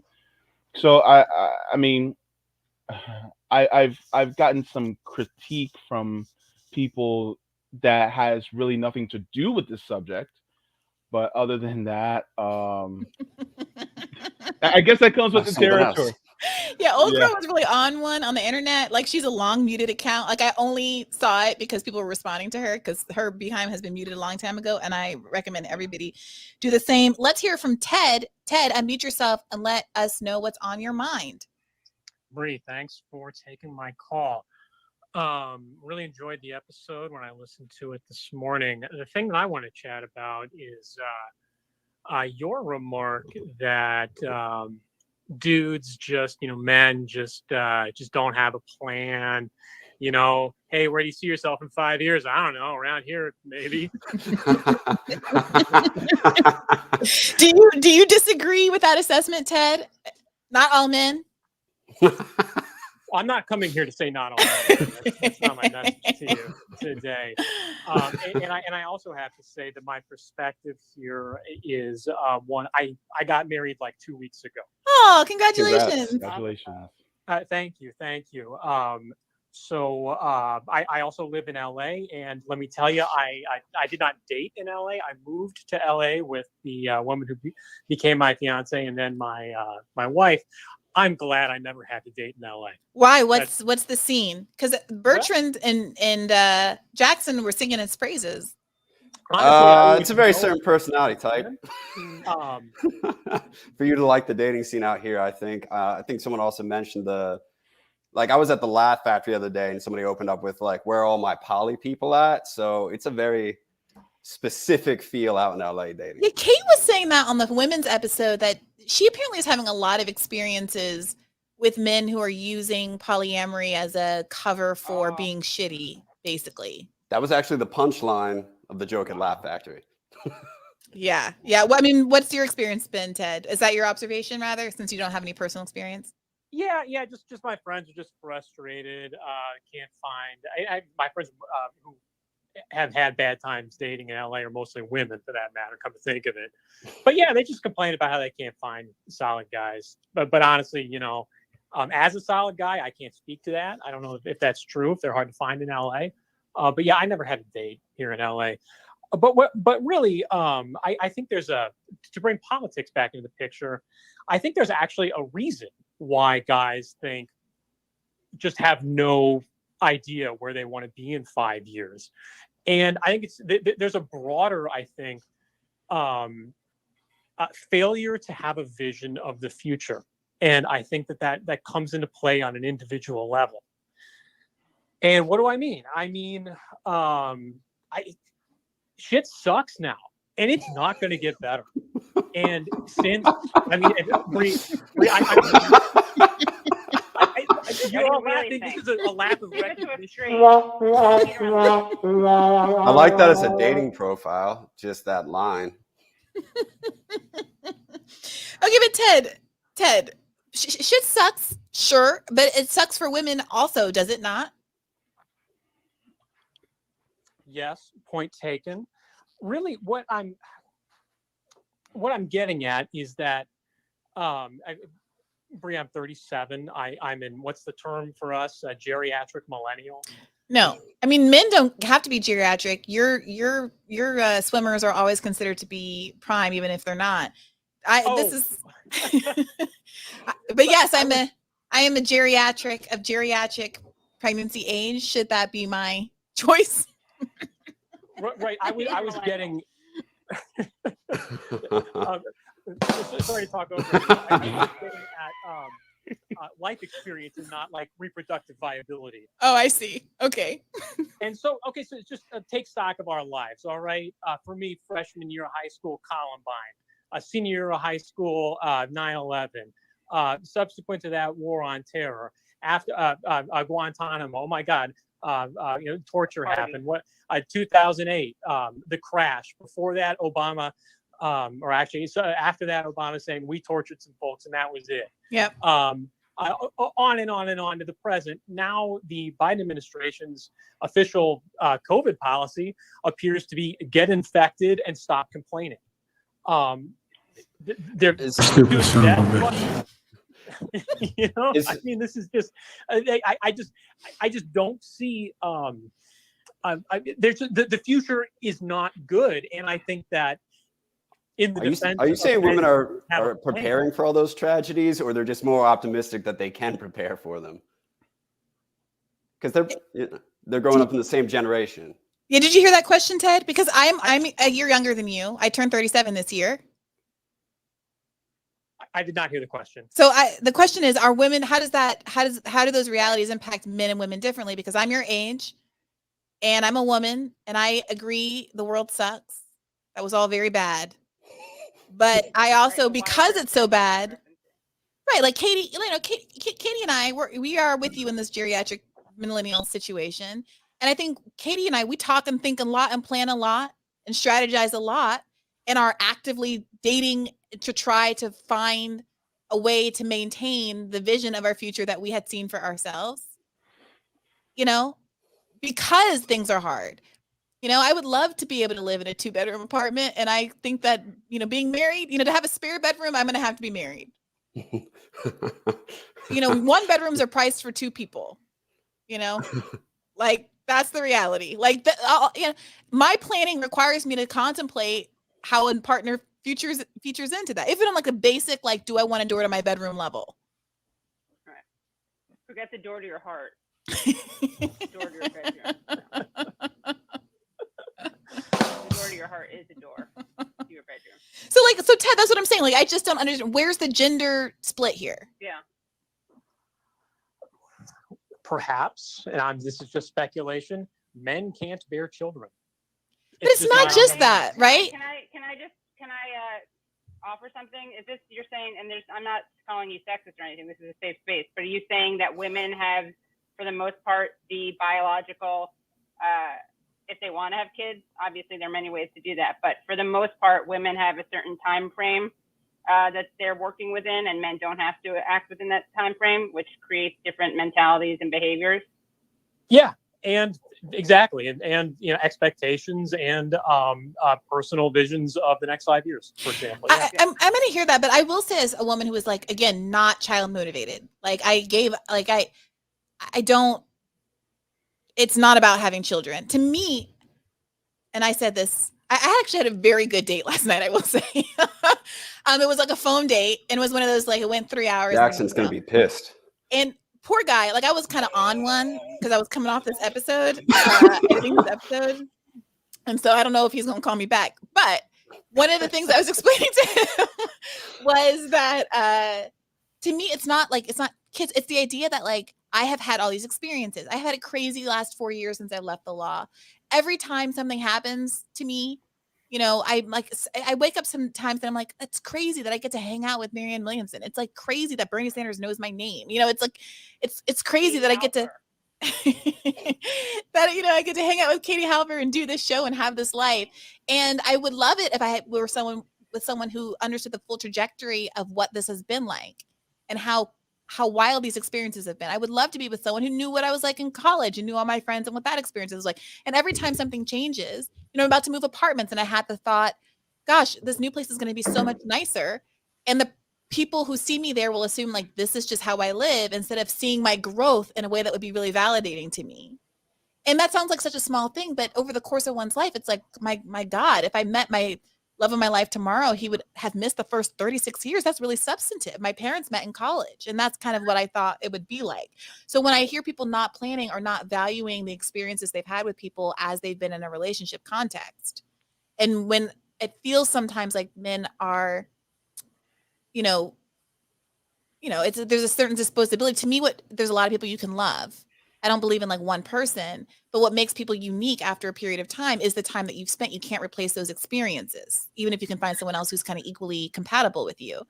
And sometimes my frustration is that there's a feeling you don't value those shared experiences and that the relationship can feel kind of disposable. I don't know. What do we think? Am I oversharing? What's happening? Well, I mean, I'm so sorry that the men in your life have made you feel that way. That's not right. Yes, well, they're trash. No, they're not. They're not.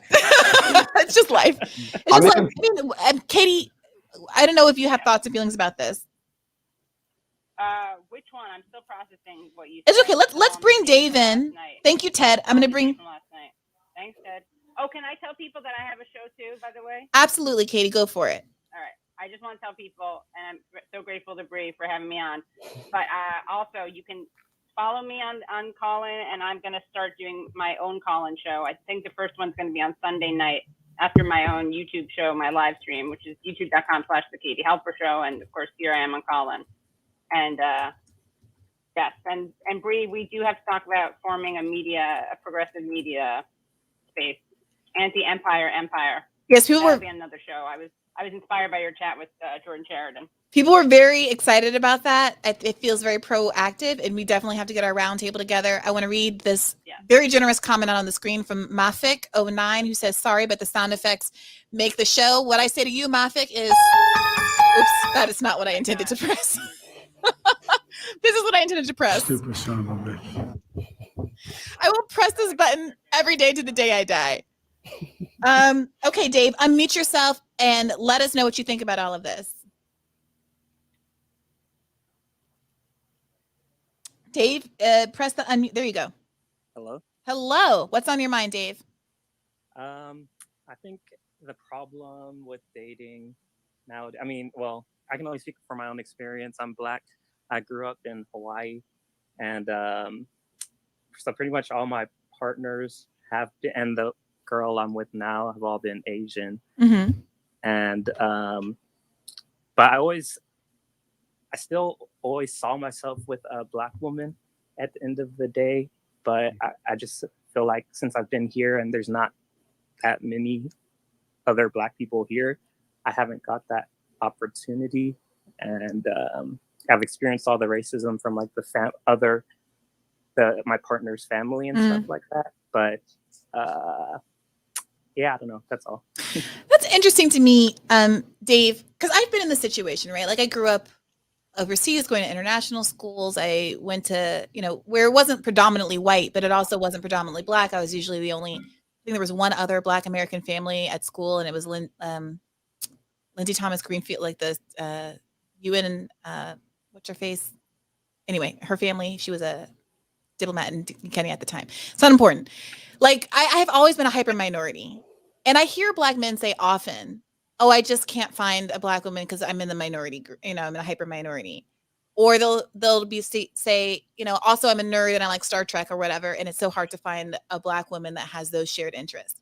And I'll be sitting there with 2 Uhura costumes and a Rubbermaid container behind me right now as I speak. Thinking, I went out and I find black men like that all the time. I search for them on OkCupid, where you can search affirmatively. I swipe until I hit them. It's a needle in a haystack, but I do it. I manage. And it does feel sometimes like if you are in Hawaii, there are an equal number of women in your situation in Hawaii, in all likelihood. And it's not that I doubt what you're saying in terms of your interests, but it does sometimes feel like men just don't try harder. Like they don't push past the real barriers that exist to defining what you're looking for in that context, and just like try harder. They're like, oh, well, this is the sea I'm swimming in, so that's just is what it is. Am I being unfair, Dave? I think a little bit, but I mean, I see what you're saying, though. I mean, I don't use dating apps or anything. Everyone I've ever met, I've just met in person and in my career and stuff like that, or at school. So, I mean, I guess maybe I should get online and start looking harder. Maybe you're right. I mean, that is why I use dating apps in large part, because I am trying to, if I walk into a bar, what is the likelihood that I'm going to see someone who meets all these kind of demographic needs? Right. Yeah, but are you happy in your dating life? Me?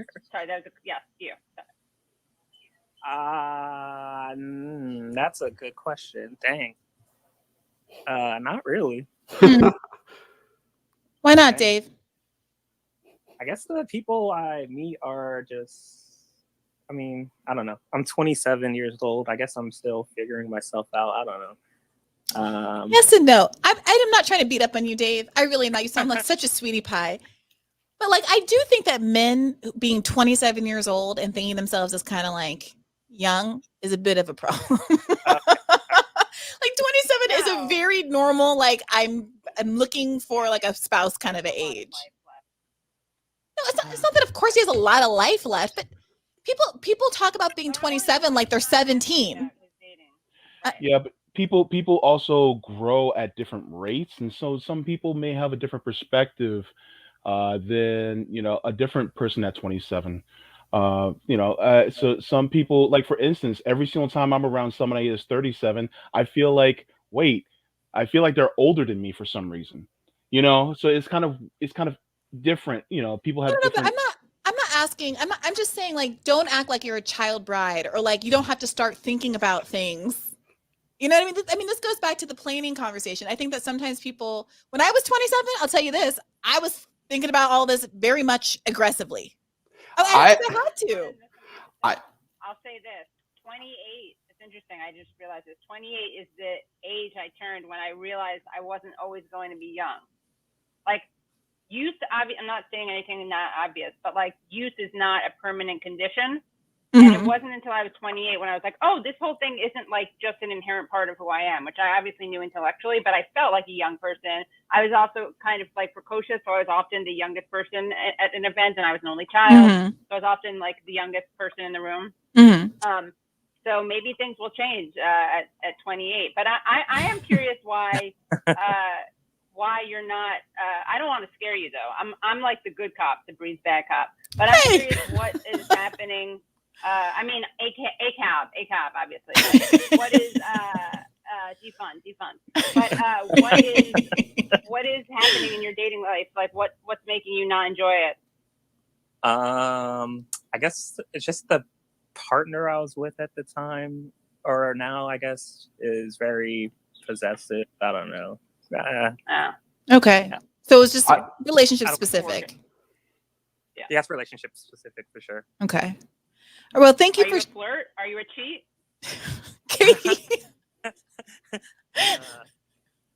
No, I would never. You don't have to answer that. She doesn't have reason. All right. Dave, thank you for calling in, and we wish you the best of luck in your romantic endeavors. Let's hear from Wyatt. Wyatt, unmute yourself. What do you have to say? Hello. So I've been listening to everything, and it just made me realize how different I am, and like what a different place I am than like a lot of people. So I'm from a very small town, about 10,000 people, and I'm gay. Mm-hmm. So obviously, like going through school and all that, it was very hard. I wouldn't say You've like got some solidarity on the video, by the way, from James. Thank you. Like I wasn't in a position in James where I felt like there was a point in my life where I had to come out. I just acted like me in every situation that I wanted to, and let that situation play out like it is. I don't necessarily. It's not because I'm afraid of being gay or nothing. It's that I just don't think that's like a very important thing unless like you're interested in me. Like if you want to get it going, like let's get it going. I'm gay, yeah. But I So just on don't a think need it's to a know topic. basis. Yeah, like I just don't think it's a topic for everybody else to talk about because where I'm from, it's like a very disparaging thing. People talk about it in a very negative tone. So just keep my name out of your mouth. May I ask where you're from, Wyatt? I'm from Oklahoma. Okay. Yeah, I'm from a small town in Oklahoma. All right. So your context has been different in part because you again are working in a narrower pool because you're gay and also in an area where people aren't as out. And there's some Also social that, stigma. And then also the straight relationships I see around me are also very different than what you guys described. So I'm 20 years old and I can name like, I graduated like 150 people. Mhm. I can name about like 20 girls who are already married and like at least, like a lot of babies. Do you think religion So, plays like, a role in that? Is it like religious pressure to get married, maybe to have sex, or is it just broadly cultural? I think it's broadly cultural from like, we're from a poor area.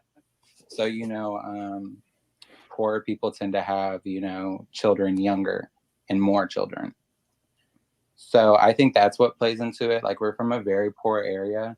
So like politics, like the things that we're talking about, like what we're looking for in a relationship, like some of these things are just never come up to these people. They'll never talk about it. Like I'm half Mexican, half white. My mom never really talks about her children being half Mexican. How does that make you? I mean, how does that make you feel? I don't see a problem with it because I'm from a particularly, majority white area. About 85% of the people I live with are white. So, having this, having to go to school, being half white, half Mexican, not really fitting in with either groups. Like I was like one of 10 Mexican kids in my class, and like all the other Mexicans were ranchos. So they were like worked on the farm and they were all like family. So I could not be with that group, and like I look different than the white kids. But high school was a very different story because nobody wanted to be out in the open, together, obviously. In like that environment, it is a conservative religious environment. So that was definitely out on the outs. But, coming to college was a very different story. How so? I've had a lot more options and politics has come up and I just feel like I'm very unprepared for that. So that's like this episode has been very helpful for me because coming from that background where politics is just not on anybody's radar at all. We're just worried about making it to the next day. And coming to college where we have you know, a lot more intellectual freedom, it's very hard to like, it's hard to set political boundaries. Like, I'll talk to anybody conservative, I'll talk to anybody liberal. I have disdain for liberal politics, I have disdain for conservative politics, but like where I'm from is just like, come on in. So I don't know. I kind of have trouble setting boundaries there because I do feel like, you know, healthcare is a human right, housing is a human right, food is a human right. And I feel like it's kind of disingenuous of me to not be able to set a boundary and date anybody from a different, It's hard talking about this because I'm reflecting on the tone that I've taken. It's kind of jokey, but when I say something like, you know, I don't want to date someone with these opinions or from this background or something, it's not, it's self-protective, right? It's not aggressive. It's not me saying I don't like that, or I'm trying to attack the other.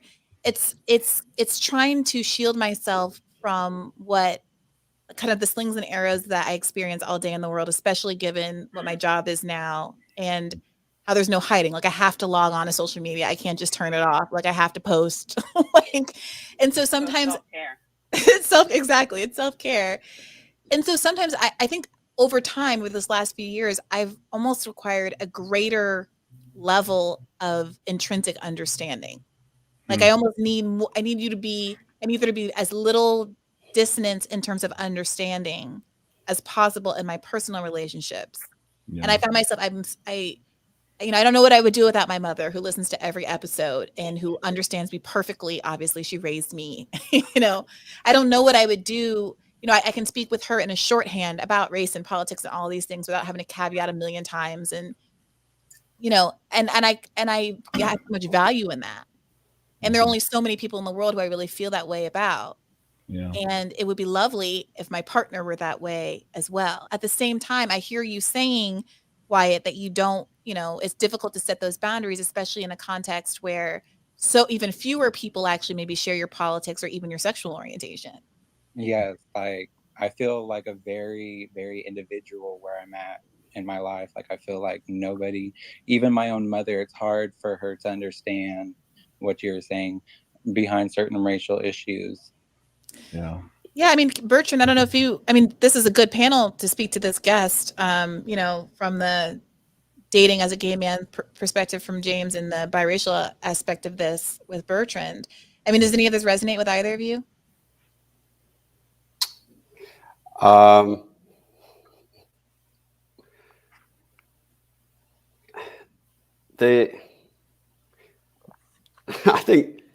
think I got lucky on there were parts that resonated and then parts that just made me reflect.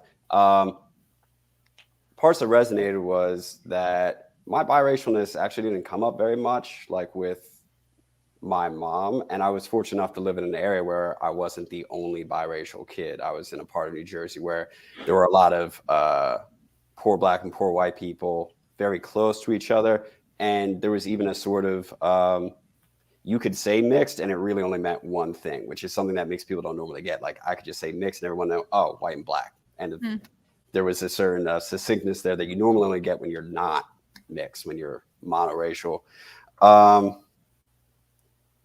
So that part just like makes me reflect on that. But at the same time, but Bertrand, so this point about, so you were raised by your white mother, and I don't know how people read you in life or like how they read you as a little kid, because sometimes people look different. Like everyone's always saying that what's her name, Meghan Markle doesn't look Black. One, I think she looks Black. Two, especially when she was young and had curly hair and was walking around with her Black mother, who's her twin. Like everyone obviously thought she was Black when she was a kid, and that was her experience.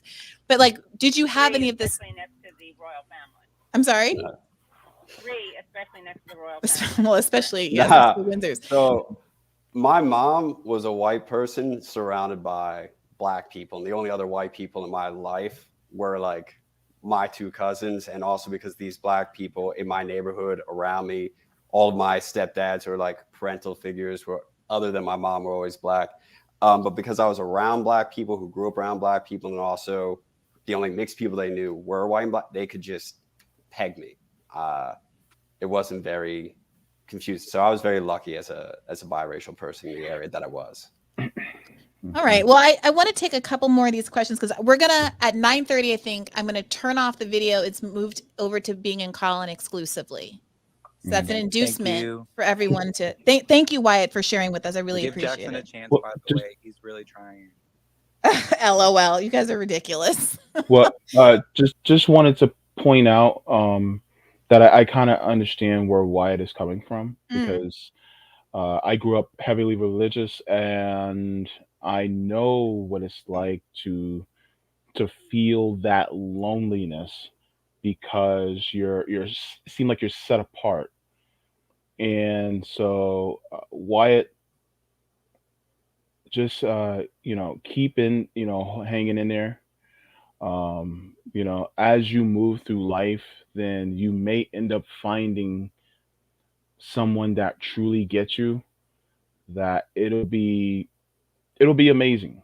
And I know a lot of times we're talking about the perils of dating right now, but you know, and I don't want to sound like a sappy, optimistic person, but a lot of times there's light at the end of the tunnel, even though you can't see the light just yet. You may be a little bit far back, you know. And so just keep it up. And I guess it kind of resonated with me because my boyfriend is half white, half Mexican. And so it was just like, and he was an army brat and traveled all over. And so I think he kind of knows what that feels like too.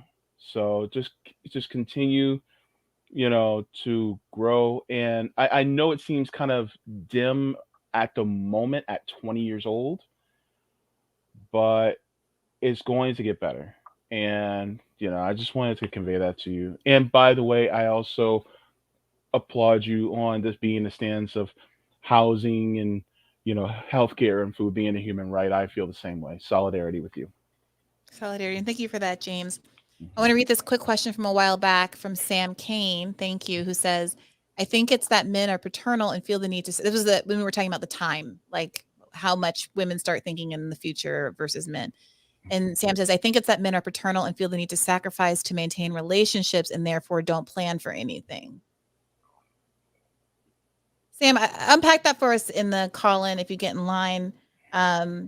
But I'm going to read just a couple of more before I go to Day, because I know Day always has great content. Mafik says, Bree, you seem like an amazing human being. If someone hasn't shared your experiences with you to this point, it's on them. Sure, it will happen. I mean, thank you. It's, whatever. I'm a little bit of a pill also. Not in general. You mean today? In general, I am. But I appreciate the vote of confidence. Empty, maybe. Not a pill. Michael Harrison, thank you for your contribution. Says, I think this is about class. Apps silo us into demographic groups and echo chambers. Men and women occupy different class positions, and we're forgetting how to relate to each other. Interesting. I would say that men on average are more affluent, but also I am not experiencing affluent men, for better or for worse. Day, let's get you in here. What do you have to say about it all? Hey, so I really feel like I have so many different thoughts. So I want to make it more dialogue than normal, because I normally monologue about something first. But I do think, because I resonated with you about, you said that I often feel the need to self-protect and control. And that resonated with me because it was evident in my last relationship. Not to be Debbie Downer, but I do have to kind of explain that last relationship quickly, just so that it informs why I have some thoughts I have now. Shout out to you, Wyatt. Solidarity as a fellow homosexual. I understand it's rough out in these streets, and it does get better. So I dated interracially, was my last relationship. It was my first relationship I was in with a white man. And that was actually, believe it or not, he had reservations about it because it was the first time that I'd ever been in a relationship with a white man. He had been in relationships with men of color before. So it was interesting to have that be a concern for him. But then, as you all know, I'm pretty spiritual. He was not. So that actually I thought would be my issue. Well, fast forwarding, the reason why I have to talk about my dating life the way that I do, unfortunately, this past October, he was a realtor. and he was murdered by a deranged client. Oh my And so God. Hey, I'm he's so no longer here. sorry. Oh my Okay, gosh. thank you. He's no longer here. So my dating, I'm not necessarily like actively, oh my God, I'm trying to date, of course, but my experience, and we started dating right before COVID. So it was such a unique dating experience because I never lived with anyone. I dated all those different things, but I moved in with him during COVID because it was safer than like me staying with my family. So it's just all these different things. And so that's why I feel like you brought up so many different directions that I can relate to and speak on because of my experiences in this one situation. But I will say off the top, I think our desire to self-protect and control our environment doesn't leave much room, I think, sometimes for people to be autonomous or for the unexpected to happen and us respond well to it. I found that I realized when I started going to therapy, like again, halfway, like in 2020, it was because I started realizing it was exhausting for me to constantly control the external. And I felt like it's easier to learn how to control how I respond to external factors. That way I wasn't so rocked all the time. I felt like so much was changing and happening for me in my life. Like I was in a relationship. My job became really stressful. I moved in with somebody I never lived with before. Like I was dating interracially. All these different things were happening. And he was just so fine. He was such a peaceful person. Like he was like socially, politically, he was like a social liberal, like very like go gay rights, go women. I laughed because he posted when Kamala did it, that whole women wear your heels because the glasses or thing. And like politically, it used to make me laugh because I remember you telling a story about how this one guy you liked, you went off at a dinner party, first time meeting people, and he didn't shame you. Yeah. And I remember that happening the first time I went to one of his family reunions. And so I have learned, I like to make it very clear with interracial dating. Like personally, I understand preferences and how familiarity can influence that. But I do feel like it can borderline prejudice, since we can't call it racism, when you're exclusionary solely on the fact of their skin color. Because I'm like, people Guys, aren't. I dated this white guy for like 3 months. Okay, good. I did my part. You be talking about it, man. But I will say this: I understand when you talk about there are certain cultural assumptions that I made because typically I was dating people of color that I could not make in that relationship. Like case in point, you throw a rock at a black person, 9 times out of 10 they're a Democrat, 8 times out of 10 they grew up in a Christian church. Like that's a thing that I could not do. And so the reason why I think I got so challenged was, one, I said, you know what?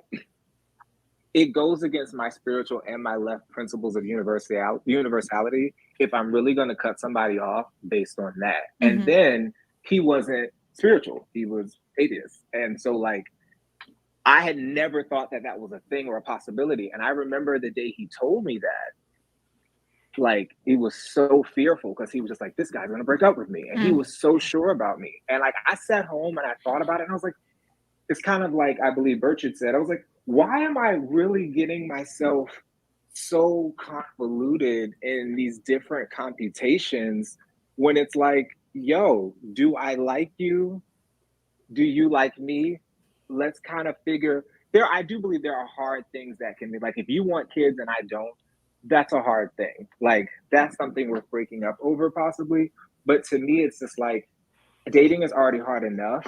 So like adding a bunch of mathematical computation makes it harder because listen, I have a lifetime of growing and learning with somebody. And if they're willing to be committed to that, I'm willing to be committed as well. Because I think Jada Pinkett Smith said, every person you're with is going to change.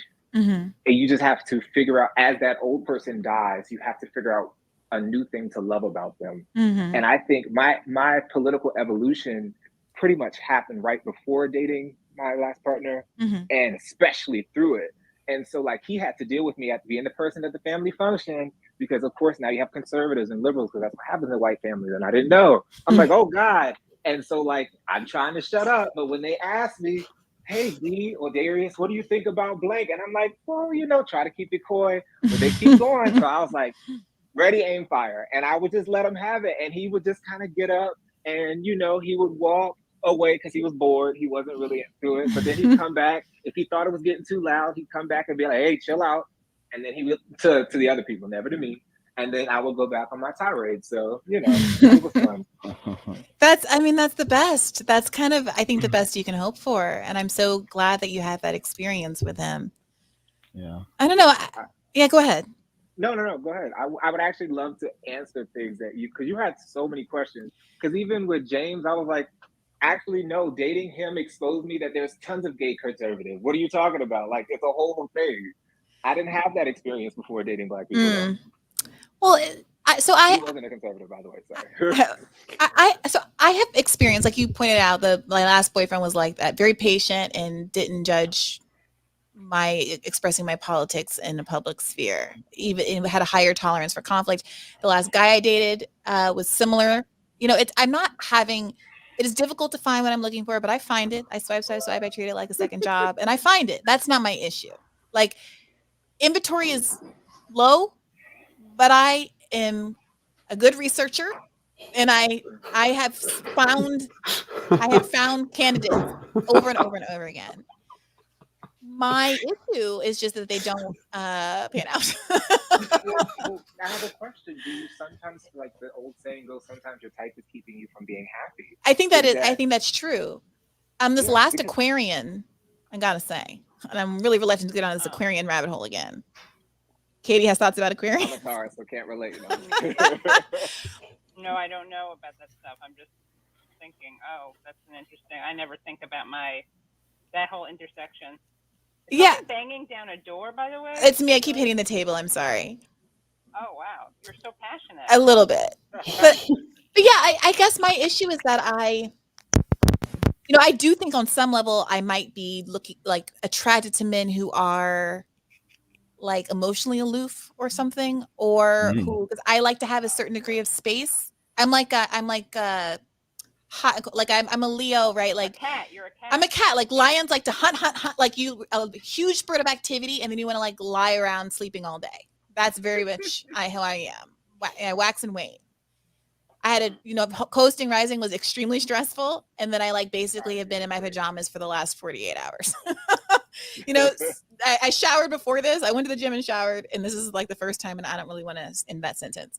So I sometimes think I'm looking for men who, or I'm attracted to men who aren't, who have their own thing going on, who are independent and got their own. It's not like a conscious choice, but I'm never with, I see these girls and they're like with guys who are like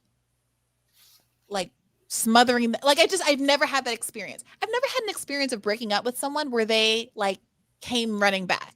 Like I've never had a late night drunk call from someone. Oh, I miss you. That's never happened once. And that feels like I changed your life when I dated you, so I definitely had that. You what? What did you say? I said I change people's way of life when I date them. I'm told, because they're not used to opening up. I'll get into that when you finish. I'm sorry. Well, no, it's just that I don't feel like I'm perfectly willing. I'm not like I don't have issues sharing. I'm obviously sitting here telling way too much about my personal life to hundreds of strangers. That's not my issue. But I think on some level, something I'm doing is picking people who. At this point, there's a pattern of they breaking up with me in the exact same way, in a way that's making me homicidal. Well, let's talk about that, because this is I do believe some of the things in your planning nature or your thoughts about planning somewhat is an alignment for what I would expect for a lawyer, because someone who became a lawyer, similar to a doctor, you're constantly growing up in a space where you have to plan years beyond someone who's just figuring it out. I can't just wake up typically at 22 and be like, oh, I want to be a lawyer. No, that process started before you got into school. I am not an organized person. I am not I'm not someone who has a book. I have terrible executive function. This is not me being oh, I'm uptight and I'm a planner. It's the opposite. No. I'm looking. I don't think that's what you meant. What I'm saying is, on the most basic level, I know that I want to be in a relationship. I know that. I think life is better in a relationship. It's easier in a relationship. It's nice to be able to tag team and go through difficult things with someone else and split rent with someone else and have someone ready-made to spend the weekend with someone else. The Marxist analysis. Do you ever feel like you're able to be in the now? All the time. When I'm talking about planning, all I'm saying is that when I'm dating you, and we've been dating for 2 or 3 years, and you are an adult in your late 30s or early 40s, and you say, oh, actually, I don't know if I want to be in a relationship, that's stupid. You should have figured that out. That is ridiculous and unacceptable behavior. Totally agree, and I don't want to say that men are trash, but I understand that. Here you go. There are a lot of men who have the odor of trash. That's what I'll say. And like I was unique. That my partner, Stupid son of a bitch. trash is- I would say I had the benefit. My partner was much older, and so like I think. But I will say this: age does not change. I've learned this: age and race. You can be trash in any age, trash in any race. Correct. What you might call an F-boy as a black person, they might call a tool as a white person, but they're still the same thing. But maturity is not chronological. At all. And I said, but this is why I feel this way, because I feel that, I do feel a lot of men lack self-awareness. And I think especially gay men, because for a lot of gay men, we're delayed in like our romantic experience. Oh, that's for sure.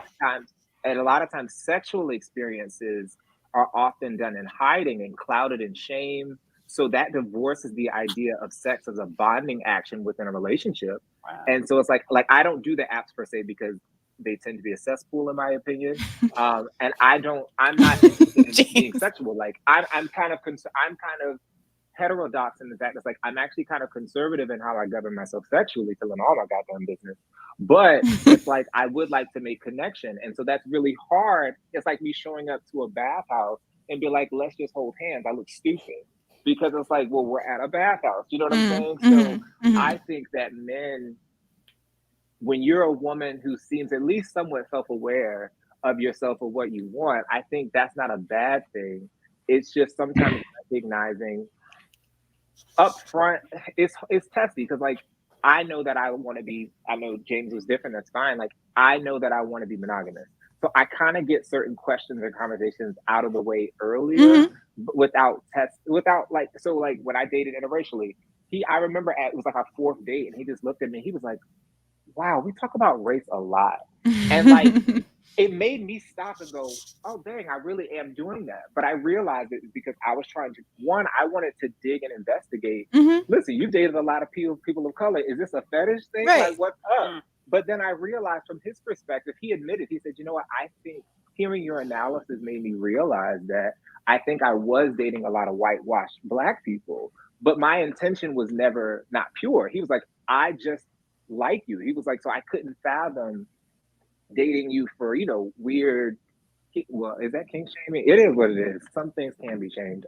Like for some weird exotic fetish thing. Because I was like, I don't want to show up in your house and you got like Kunta Kinte in the bedroom right. with chains and whips. Like I'm not. no slave day today. Not this close to Black History Month, baby. No. But anyway, so yeah, you're running on the anti-slave play ticket. Listen, and this is how it feels weird to say all on Holocaust. But anyways, please don't cancel me. But yeah, I think for you, if you really being open, I think the more open you are, the more options you have. And men seem to understand that better because I do think the dating world caters to men. The only difference is the fact that men also have the societal pressure to typically be a provider. So in your case, Bree, it's almost the antithesis because you don't need a man financially, but then it forces men to have to be something other than just what I call a public success, but a private failure. I think that's so on point right there. I think that so I don't think that people are unsuccessful because they're not in relationships. I have this conversation with my single friends. Well, we might be single, but we look around at our married friends and we don't necessarily envy their scenarios, right? So there are reasons that sometimes other people get together. I think you're right. I don't have financial pressure to get together with someone else. It would be helpful, but I don't literally need it. I'm not going to, I know everyone's watching this show Made right now, which apparently is really good at demonstrating the financial pressures on a young single mother. And she basically is staying with her partner who's abusive because she can't afford to move. Like that is not my scenario. So it is enabling me to be more selective in certain respects. And I think that is right. Andie MacDowell is amazing in that movie, by the way. I didn't know she could act until I saw that movie. You didn't like Michael? That show. No, I said Andie MacDowell. No, I know, but the movie Michael with John Travolta was a where classic. he's an angel. Yeah. I loved that movie. It was All right, I gotta look into it. We watched it on my aunt's house when it came out in the 90s, and it was such a short movie that we said, well, let's put one more on. And we did a double header with Jerry Maguire, and Jerry Maguire is like the longest movie in the world. So we were up until like 3 o'clock in the morning. But I hear you, Jay. I think that that's true. But what that basically does is say, Briahna, go ahead and settle and pretend like you are a person that needs a man, right? No. Or just keep on keeping on, you know? And the thing is, I want to be really clear. I have dated many people whom I would have married, one of whom I was engaged to. I did not end those relationships. Well, what did they say? I'm curious. I don't know. I do not know what that says. I truly don't. I truly don't. What did they say? Oh. If you don't mind sharing, you don't have to. No. I mean, it's not my problem. Some of them deserve a little bit of dragging. No, they're all nice except for my ex-fiance. My ex-fiance basically left me to get back with his ex-girlfriend. I didn't realize that at the time, but that's what happens. You don't know if he did or you did. I'm sorry? When you said you didn't realize at the time, or he didn't realize? I didn't realize that at the time. Like when we broke up, I didn't realize that was what was happening. But when they got married immediately, that made it clear. Hit the Biden clip. The Biden clip. Stupid son. Let's see. The next one I really loved a lot. He was probably my favorite. And he was, I think, just a fundamentally not a commitment person. You know, I think he's going to be a serial, maybe he might get married and then I'll be very upset about it. But he seems like a kind of serial monogamous type. And he's moved on to the, I mean, he was lovely. I thought he was really great. But I think at a certain point, things get too serious and he doesn't want to be in it anymore. I think he's one that has, I think, some emotional issues with vulnerability, which is fair. We all, people are human. And the most recent one, I think sometimes people have concerns because my executive function is so poor. I'm on the messier side, et cetera. And I think that some men do want kind of like a maid situation. The last guy I dated's mom literally told him, you should marry a maid. And that happens to be not the thing I'm good at. I will pay for someone to come clean the apartment on a regular basis, but I'm just not, I wasn't raised right. What can I say? I'm not good with the toilet brush. So, can I tell you, speaking of bad breakups, by the way? Yeah. I had someone, I don't like to drag anyone. Well, that's not true. Some people, I'm not going to name this person, but I did date someone for almost a year. He was going to move in with me, and he broke up with me over email. And the email said, the last lines of it were, I'm breaking up with you. This is my final position, and it's non-negotiable. This isn't a business. What? That's so aggressive.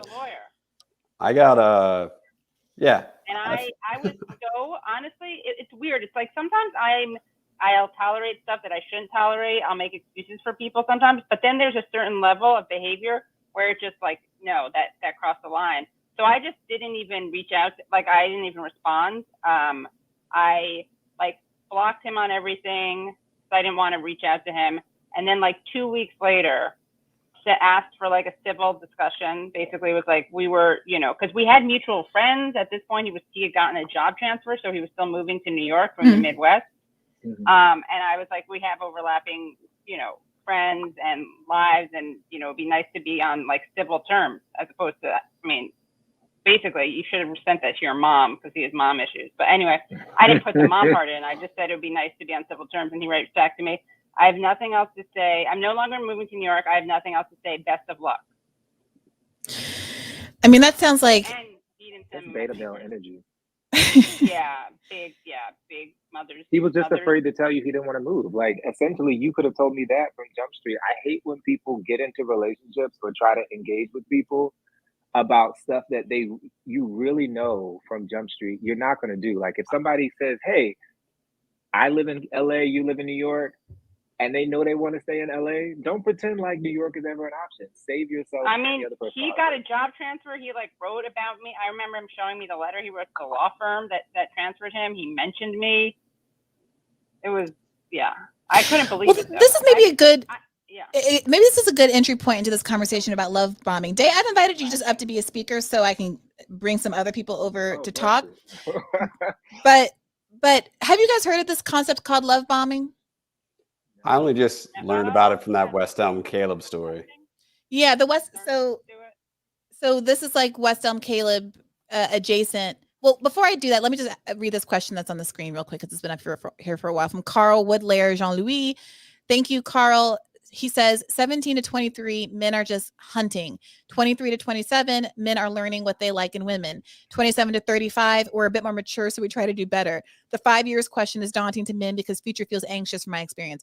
Well, congratulations for doing all that thinking time. I'm dating 42-year-olds who don't have an effing clue. The last guy's ultimate excuse, reason for breaking up was, you know what, you've been talking a lot about, the future, and I think you're right. Now that you made me ask, think about it, I don't know that I want to be in a relationship. I gotta think it through at your enormous age. So that's where we are. Okay, so 41. Okay, so here's the thing. I really am loving this video format, but I feel like there is like an intimacy level that happens on the Callin, and I want to make sure that we get at least like an hour in on Callin exclusively. But like, I don't know that I want to set us up for like the 3-hour marathon, you know what I mean? A 4-hour marathon if I stay here on the internet. So I'm gonna take one more question here and then wrap the YouTube and then go to Callin exclusively. Mafik, Katie, you deserve better too. Bree, and you are both good people. But that's the thing. It's not about that. Like, I know so many bad people who are married. You said you don't envy everyone's relationship. That's true. But I want someone to try it with me. Maybe I break up with them. Maybe I'm the one that caused it off, but no one's even trying. Okay. I was curious, like those breakup. Oh, I'm cutting someone off. Sorry, can you guys hear each other? Go ahead, Katie. Not really. No, I'm not. I just want to make it clear. I'm not bitter about that guy, as like I don't pine for him and wish we were together. I'm still like disgusted by someone being that way. So if the anger you hear, if you do hear anger, that's what it is. And now I realize it's kind of impossible to ever say I'm not bitter about something without the people being like, yes, you're bitter about the thing you're saying you're not bitter about. But bitterness. I legit am not. I'm tired of shaming people about bitterness. I said this on the last Callin. If someone were like hitting you and like you flinched, people would be like, of course you should flinch. This person hits you every time they walk by. Right. Bitterness is emotional flinching. Like, you can say that it's not productive or whatever, but like, it's almost stupid at a certain point in your life when you've had a certain level of life experiences, not to have like a preemptive reaction to something when it's happened over and over and over again. Yeah, I think that may be true. I'm just saying that like, if this person doesn't trigger, they say the opposite of love isn't hate, it's indifference. Mm-hmm. So I just have like, I'm just disgusted that he would do that, but I'm not heartbroken over him. Well, I'm glad to hear that, Katie. Heartbroken at over one person at a time, by the way. I'm sorry? I basically am heartbroken by, like, once I'm heartbroken by one person, that knocks the last one out. I get that. I mean, yeah. Well, I don't know that I feel that way, but I get that. Kusha, let's hear from you, and you will be the last one before I end this 2-hour now live stream. What is on your mind? Good evening, Briahna. Are you able to hear me? I am. I can hear you loud and clear. Well, thank you greatly for having me on once again. And also, I want to note that I see my newfound friend, journalist Aaron Mate, is present in this Callin as well, alongside his current co-funded, Katie Halper. I invited him up to be a speaker for the record, and he's politely declined, which I completely understand. But I just want to say that I did offer. So what's on your mind, Kusha? Sure. If I may just begin with this aside, I would like to give Aaron some big credit for being so open to my pushback over the 3 episodes of his Callin programs so far. And we've had some fun, deep, and really challenging exchanges about world affairs, especially those pertaining to the Middle East from a left perspective. I'm really looking forward to speaking with him and his father, Dr. Gabor Mate, tomorrow. And now, concluding that aside, and given the theme of this episode, my desire is to connect back to some of what we discussed in episode 19, when you kindly revealed some more details about your upbringing, specifically your time in Saudi Arabia, and about your maternal grandparents. Also, since it's slightly been touched on by some callers like Case and Wyatt, I'd like to begin by asking, through the lens of religion specifically, if religious differences ever have played a factor in your dating, and moreover, what do you think is the most fair way for couples who have religious differences to raise a child? My experience has been, especially on these apps where people articulate their religious preferences, a lot of Black guys want a spiritual partner, and I am not religious. And my feeling is that it wouldn't matter to me if they're Christian and devout, but it's the other way around. The kind of person who, upon meeting you, asks you what church you belong to, that's a little bit, that is speaking to like a broader cultural void that is in all likelihood going to manifest into an issue down the line. So I will admit to avoiding people who say they want a spiritual, a partner who has a relationship with Jesus or things like that. Being randomly Christian is not the same thing as like dating in your profile. Like I want, I have a relationship with Jesus and I want you to too. That kind of, I don't know, man. That sounds like it's Polly with Jesus.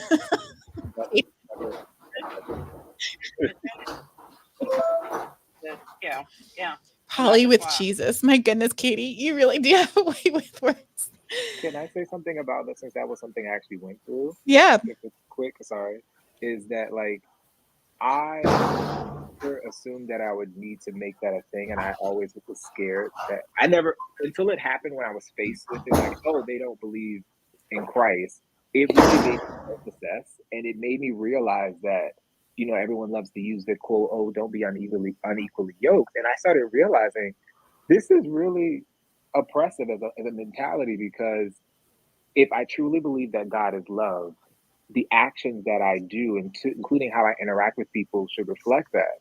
And so just like God gave people the opportunity in the Garden of Eden when he had Adam and Eve, he gave them the option of whether or not to touch that. It should also be reflected in like they have the option to love him or not.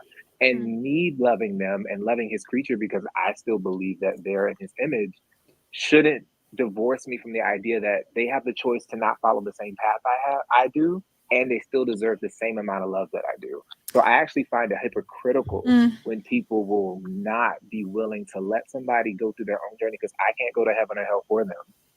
So therefore, I have to just live and let them live and be the best example of light that I can be. Well, I wish.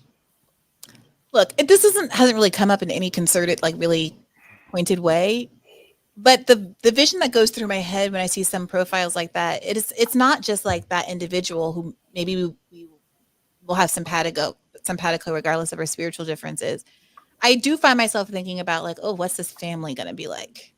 What's this whole dynamic going to be like? Am I going to get eye cutting from the aunties every time I'm around for the holidays about why don't you know this Bible verse? And are they going to be? Because I will say religion is such a big part of so many Black Americans' experiences, and it has made my family a little bit on the outs in a lot of different ways. Broadly speaking, I have felt sometimes growing up overseas and then also not having any Christianity, that there are things that happen that I don't know. All that call and response thing that people do. I feel like sometimes like there's a big sorority, another thing that I didn't pledge, I didn't do. And it's just another way that I don't know the words to that one. Like, I don't know. And it makes me feel, I have felt a little isolated and judged sometimes in certain Black environments, not all, obviously, because of my lack of Christianity. I feel and that. Sometimes I just don't feel like there's a part of me that preemptively is like not wanting to feel judged again in a familial relationship context, which perhaps isn't fair. Like, I will own that, but it's never really come up. And it's not like I've ever dated a guy and then it's like, oh, his family's very Christian. And I was like, oh, never mind. That's never been a thing. As somebody who was Christian and preached door to door for almost 20 years. Yeah, I feel exactly what you're saying. Really? Yeah. I was an evangelical for almost 20 years. Yeah. Wow. And so, I mean, how do you feel? What caused the shift, and how are you feeling now? I came out the closet and I got kicked out. But I've actually been a lot better lately. Actually, I actually have had less depressive episodes since actually coming into my own and being who I am. And so it's actually been a lot better over the last few years. So I've actually been doing better. I'm I'm so not. sorry. I'm Go not. ahead. Oh yeah, I was gonna say I'm not religious. I'm not. I also don't have like a spirituality that I'm practicing. I'm just a non-believer. That's what feels best to me. That's probably.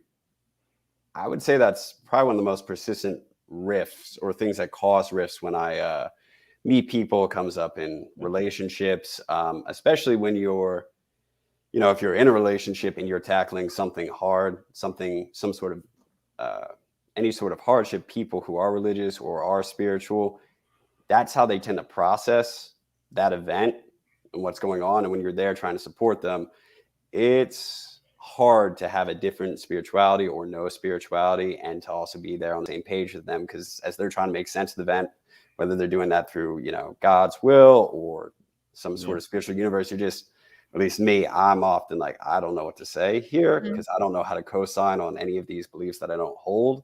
But this is also an important moment in every relationship to be able to support people through hardship. So it's a persistent source of difficulty for me. Yeah. That's very true.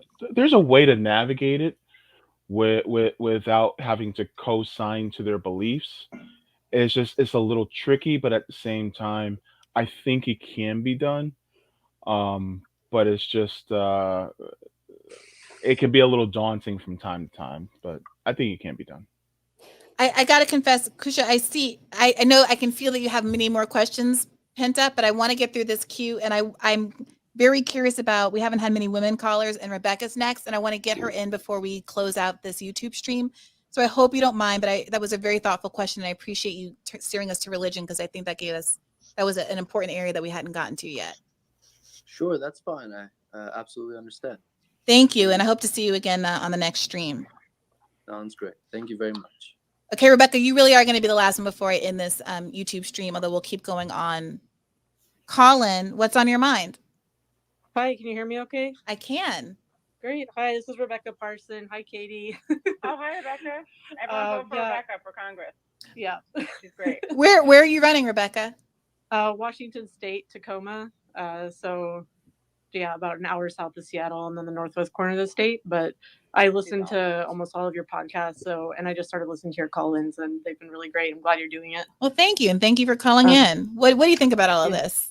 Well, I have, I recently started dating somebody 6 weeks ago. And before that, I was on the apps, and I'm lesbian. So I have that side of things. And I even had somebody I was dating who I met on an app who had an RBG tattoo. It was kind of a Stupid son of a bitch. kind of like a deal breaker. A lot of dedication. Oh my God. Wait, was it done before or after she died? After, as tribute. Okay. And it wasn't her face, but it was Big like the collar. The collar. It was the collar, yeah. Oh. And she showed it to me after she got it, like, isn't this great? And I was like, oh. Oh my God. Look, So what happened? Did it end the relationship?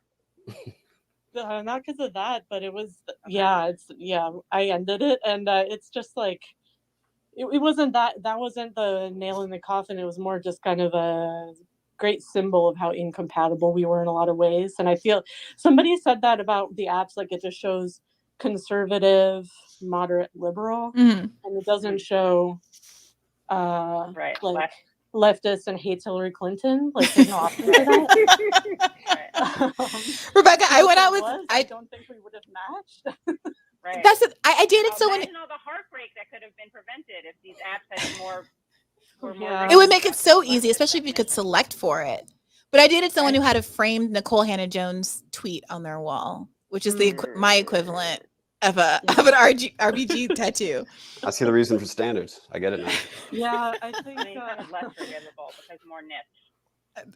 Bar on the floor is what I'm saying. But Rebecca, so from your perspective, we had Kate on the last episode, the women's episode, trying to caution us that it wasn't just a man problem, it was a woman problem. Is she right in your experience? Yeah, like I've been ghosted by women, and the thing that's a bit different about with women on apps is that most women want to have somebody message them and chase them. So if you have two women who are trying to date each other, it's like, okay, are we just gonna bat our eyelashes at each other? And like nobody's ever gonna do anything. And so always like I just take it upon myself, and it's like, you know, to always start like, hey, how's you know, mention something in the profile, hey, how's your day going? I didn't always start it, even though I probably wouldn't, you know, if I were straight. And so that's a thing, and it's kind of a stereotype of like the hopeless lesbian, like, is she into me? And it's like, I don't know, you went on 2 dates from a dating app, like, take a wild guess. See, I feel like I also have to do that with men. I feel like I'm the one that's like, can we please stop texting? I don't care how your morning was. You don't care how my morning was. We've never met. Can we please just meet? Alpha, right? I do. My problem is I have BDE. Oh. My fundamental problem is that I have alpha energy. I had to learn how to text. I had been married the whole time that people were obsessively texting and like all the emojis and whatnot. I had to adopt that. It's completely new for me. I'm texting more than I ever have. My phone, the battery dies now, which was never a thing for me before. Brand new. So Rebecca, apart from the women, you know, no one wants to take the first step. When you're out on these days, when you're meeting people, you know, how soon, if at all, is politics coming up? And like, how are you handling dating with liberals? Are you obviously were willing to make a go of it with the RBG woman? Yeah, brave. I don't really bring up politics on the first date. I more prefer to see like how like I went on a date with somebody who seemed like okay, you know, fine, but then she made a comment about homeless people that was derogatory. Who are all these people making all these homeless comments? Yeah. Do you live in LA? Many. No, she lives in Washington, so like LA adjacent, like California adjacent. Does she not know about who you are politically? I guess I was going to say, like, people don't know. If you meet online, they may not know that you're running for office and stuff. Yeah, I kind of wonder, because I ran in 2020, and then I was on the news for some housing direct action. So yeah, the RBG one did figure that out, and then like started dropping hints that she knew who I was, and that was like okay. But I usually just try to feel it out on the first date, and then you know we'll usually tell later. And I just prefer like I guess the way I see it is like not everybody's most people are not as into politics as I am, or the people on this show. And so I would really be limiting myself if I tried to find people who were. So for me, I just try to feel out like the empathy thing, like somebody who's going to say something shitty about homeless people, we're not going to be compatible. But like the person I'm dating now, I could tell that when I brought up politics, she would be open and we'd be able to talk about it, if that makes sense. Yeah, I think that feels I think that's such a good point. And I would much rather date like a mensch who is not necessarily as politically tuned in or interested than someone who's like a politics nerd and kind of is less of a mensch or like more of an asshole. I think that's something that I really feel strongly about, and that empathy really is the thing that like you can build on both politically and personally. But if that's not there, like you're screwed. These two women really said what I wanted to say yesterday. Wait, what was that, Bertrand? I said, both of the women just now said what I had wanted to say when we were on the pod the other day, just much better about the empathy piece and kind of looking for mensch. I should have just gone Yiddish. I'm looking for mensch. That would have helped me out. Mensch, yeah. Women can do it all. And, you know, Yiddish is incredibly expressive, as I can't stop using words on the podcast all the time. Everyone look into Rebecca. I just want everyone to know that Rebecca, can I like ask her to just say her Twitter handle and website? Yeah, go for it. Look into Rebecca. She's so great. Yeah, it's Rebecca for WAFOR. And yeah, I was calling because I really wanted to talk about some of the Callin discussions and bad faith episodes you've had about third parties and how to organize and combining direct action with parties, but I don't want to derail this conversation, so maybe I'll just call in another time. No, well, let's do, I think I'm going to do an extra episode at some point this week, maybe over the weekend, because there was a lot of interest around that. And there's like more things to talk about than episode slots per week. So we'll definitely be doing that, like and having an open season perhaps on Saturday if that works for people. Yeah, definitely. Sounds You great. should have Rebecca on as a guest, not the book, but you got to have her on. She's so great. Yeah, so follow this. Everyone here should know this already, but you should follow Katie Halper on here because she's starting a show soon. But also, if you haven't subscribed to the debrief, subscribe to the debrief in this app, and then you'll get an alert when I schedule an upcoming episode so you can plan for it. People who are watching on YouTube, thank you for joining us here. This is, if you wanted to call in, we're going to keep going over on Call In. Go download the Callin app. It's only for Apple right now. I apologize for that, but once the episode is posted, everybody can listen to the episodes in the browser. That's why I'm doing it, half of it on here so that everyone can have access to it until they develop it for Android phones. Again, I'm sorry for that. But yeah, follow the debrief. I really love, this community is great, right?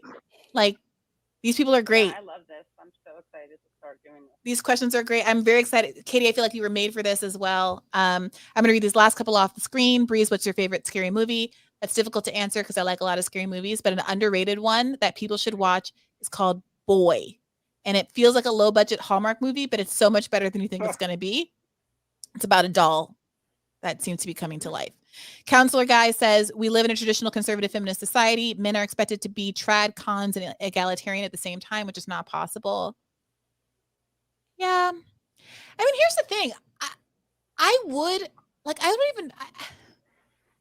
think that's a whole other thing. Like, you can be, if you're going to be traditional, be traditional. I think the problem is that so many people, like men want to be posturing a machismo and stuff, but then also don't bring the bacon home. You know what I mean? It's like, and that's fine. Don't bring the bacon home. Pick a narrative. But like, be nice to me then.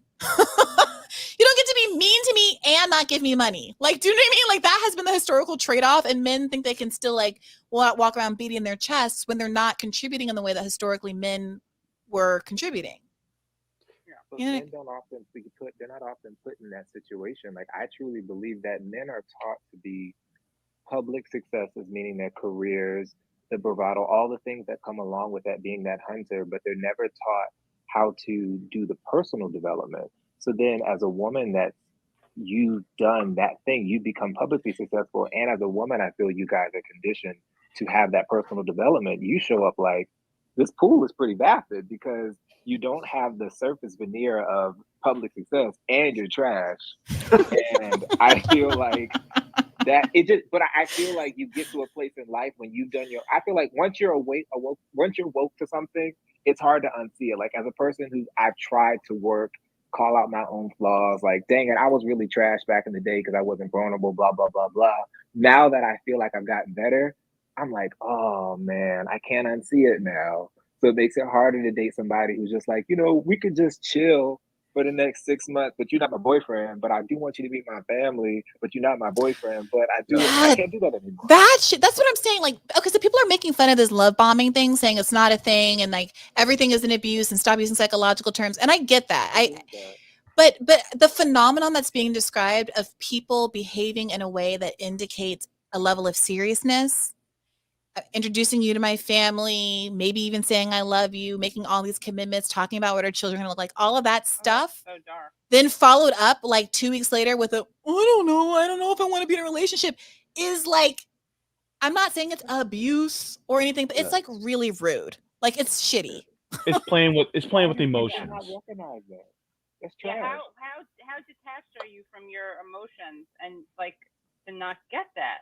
I do not know. Like, I do. Like, I wouldn't bring someone around my family if I didn't think that was like a real potential. You know what I mean? Like, if I weren't serious. We never got into it, but I had experienced that.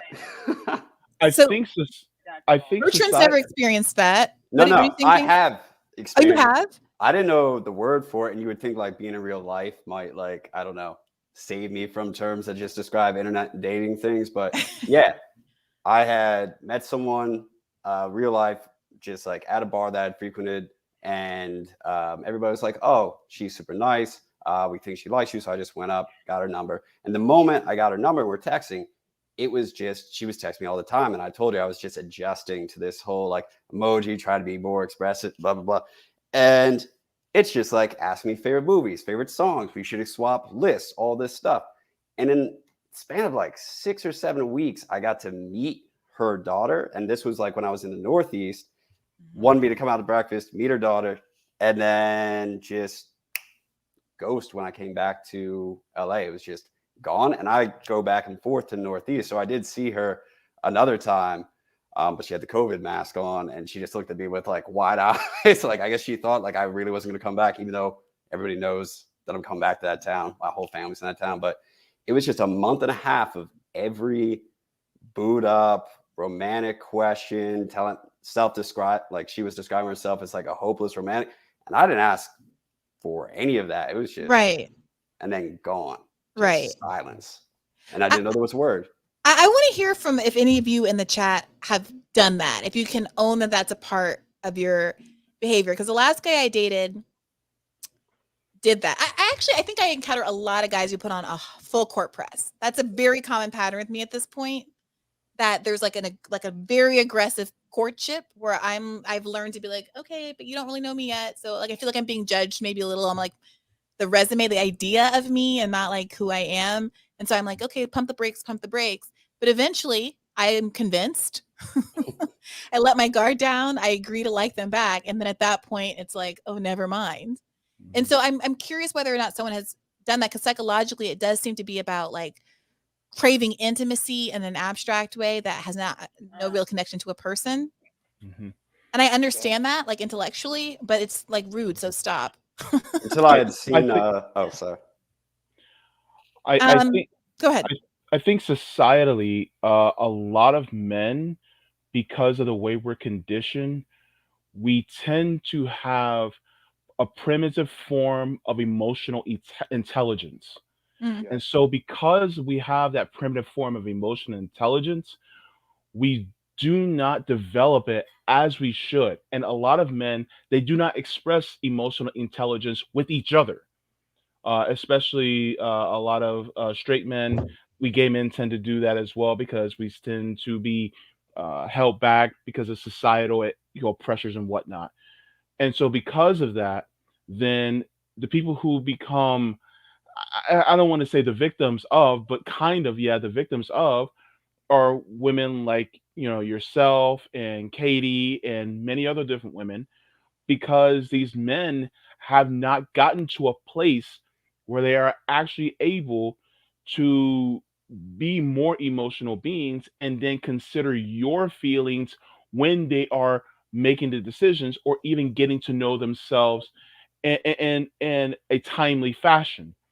And so I think one of the things that actually would help to change is those of us who are men, who are fathers, uncles, grandfathers, what have you, if we have developed that emotional intelligence, to also help our boys to develop that emotional intelligence at a younger age, so that by the time they are reaching the ages of dating, then they are able to be more honest with themselves and then the people that they date as well, so that there's no ambiguity or confusion. Well, some of you fathers out there, come get your 40-year-old son. I was really curious about the gender about this, because I'm sure this is a tactic, or I'm not sure, but it seems like a tactic that men probably use more often. But I was curious because in the aftermath, it seemed like she had wanted to fling, which I would have been fine with, but it seemed like just say that, yeah. And I was wondering if there was some sort of something about she felt like, I don't know, to sanitize it or to make it better for herself or to fit some gender construct, she needed to at least give the appearance that we were headed towards dating, as opposed to just going straight for a fling. I didn't really know. That's an interesting question that we should pick up on the other side. You both, Bertrand and James, feel more than welcome to come over and join into the conversation on the Callin side when I end this video. You guys have been excellent. I'm going to end the stream now. Can you tell people where they can find you and your substantive work before I end the stream? Yeah, you can find me on Twitter at _blacktrash. Read me at Current Affairs. That's my favorite piece. So I'm just going to say, read me at Current Affairs. All right. And James? Yeah, you can find me at the Befaunt Show on YouTube. That's my channel. I'm also on Revolutionary Blackout Network as well. And you guys can find me at Befaunt on Twitter as well. Terrific. For those of you who don't know, I'm doing these Callin episodes on the Callin app. I was doing them the day after Bad Faith aired, but now I'm doing them the day of. So they will be on Mondays and Thursdays, usually around 7 or 8 o'clock. So subscribe to the show on Callin and you will get an alert. If you are a Patreon subscriber to Bad Faith Podcast, I also post alerts there and sometimes take the questions from the patrons first and prioritize them in the queue. So please do that. Thank you all for joining. And as always, keep the faith. Thanks, Bree. Bye, guys. But you guys stay here on Callin. You guys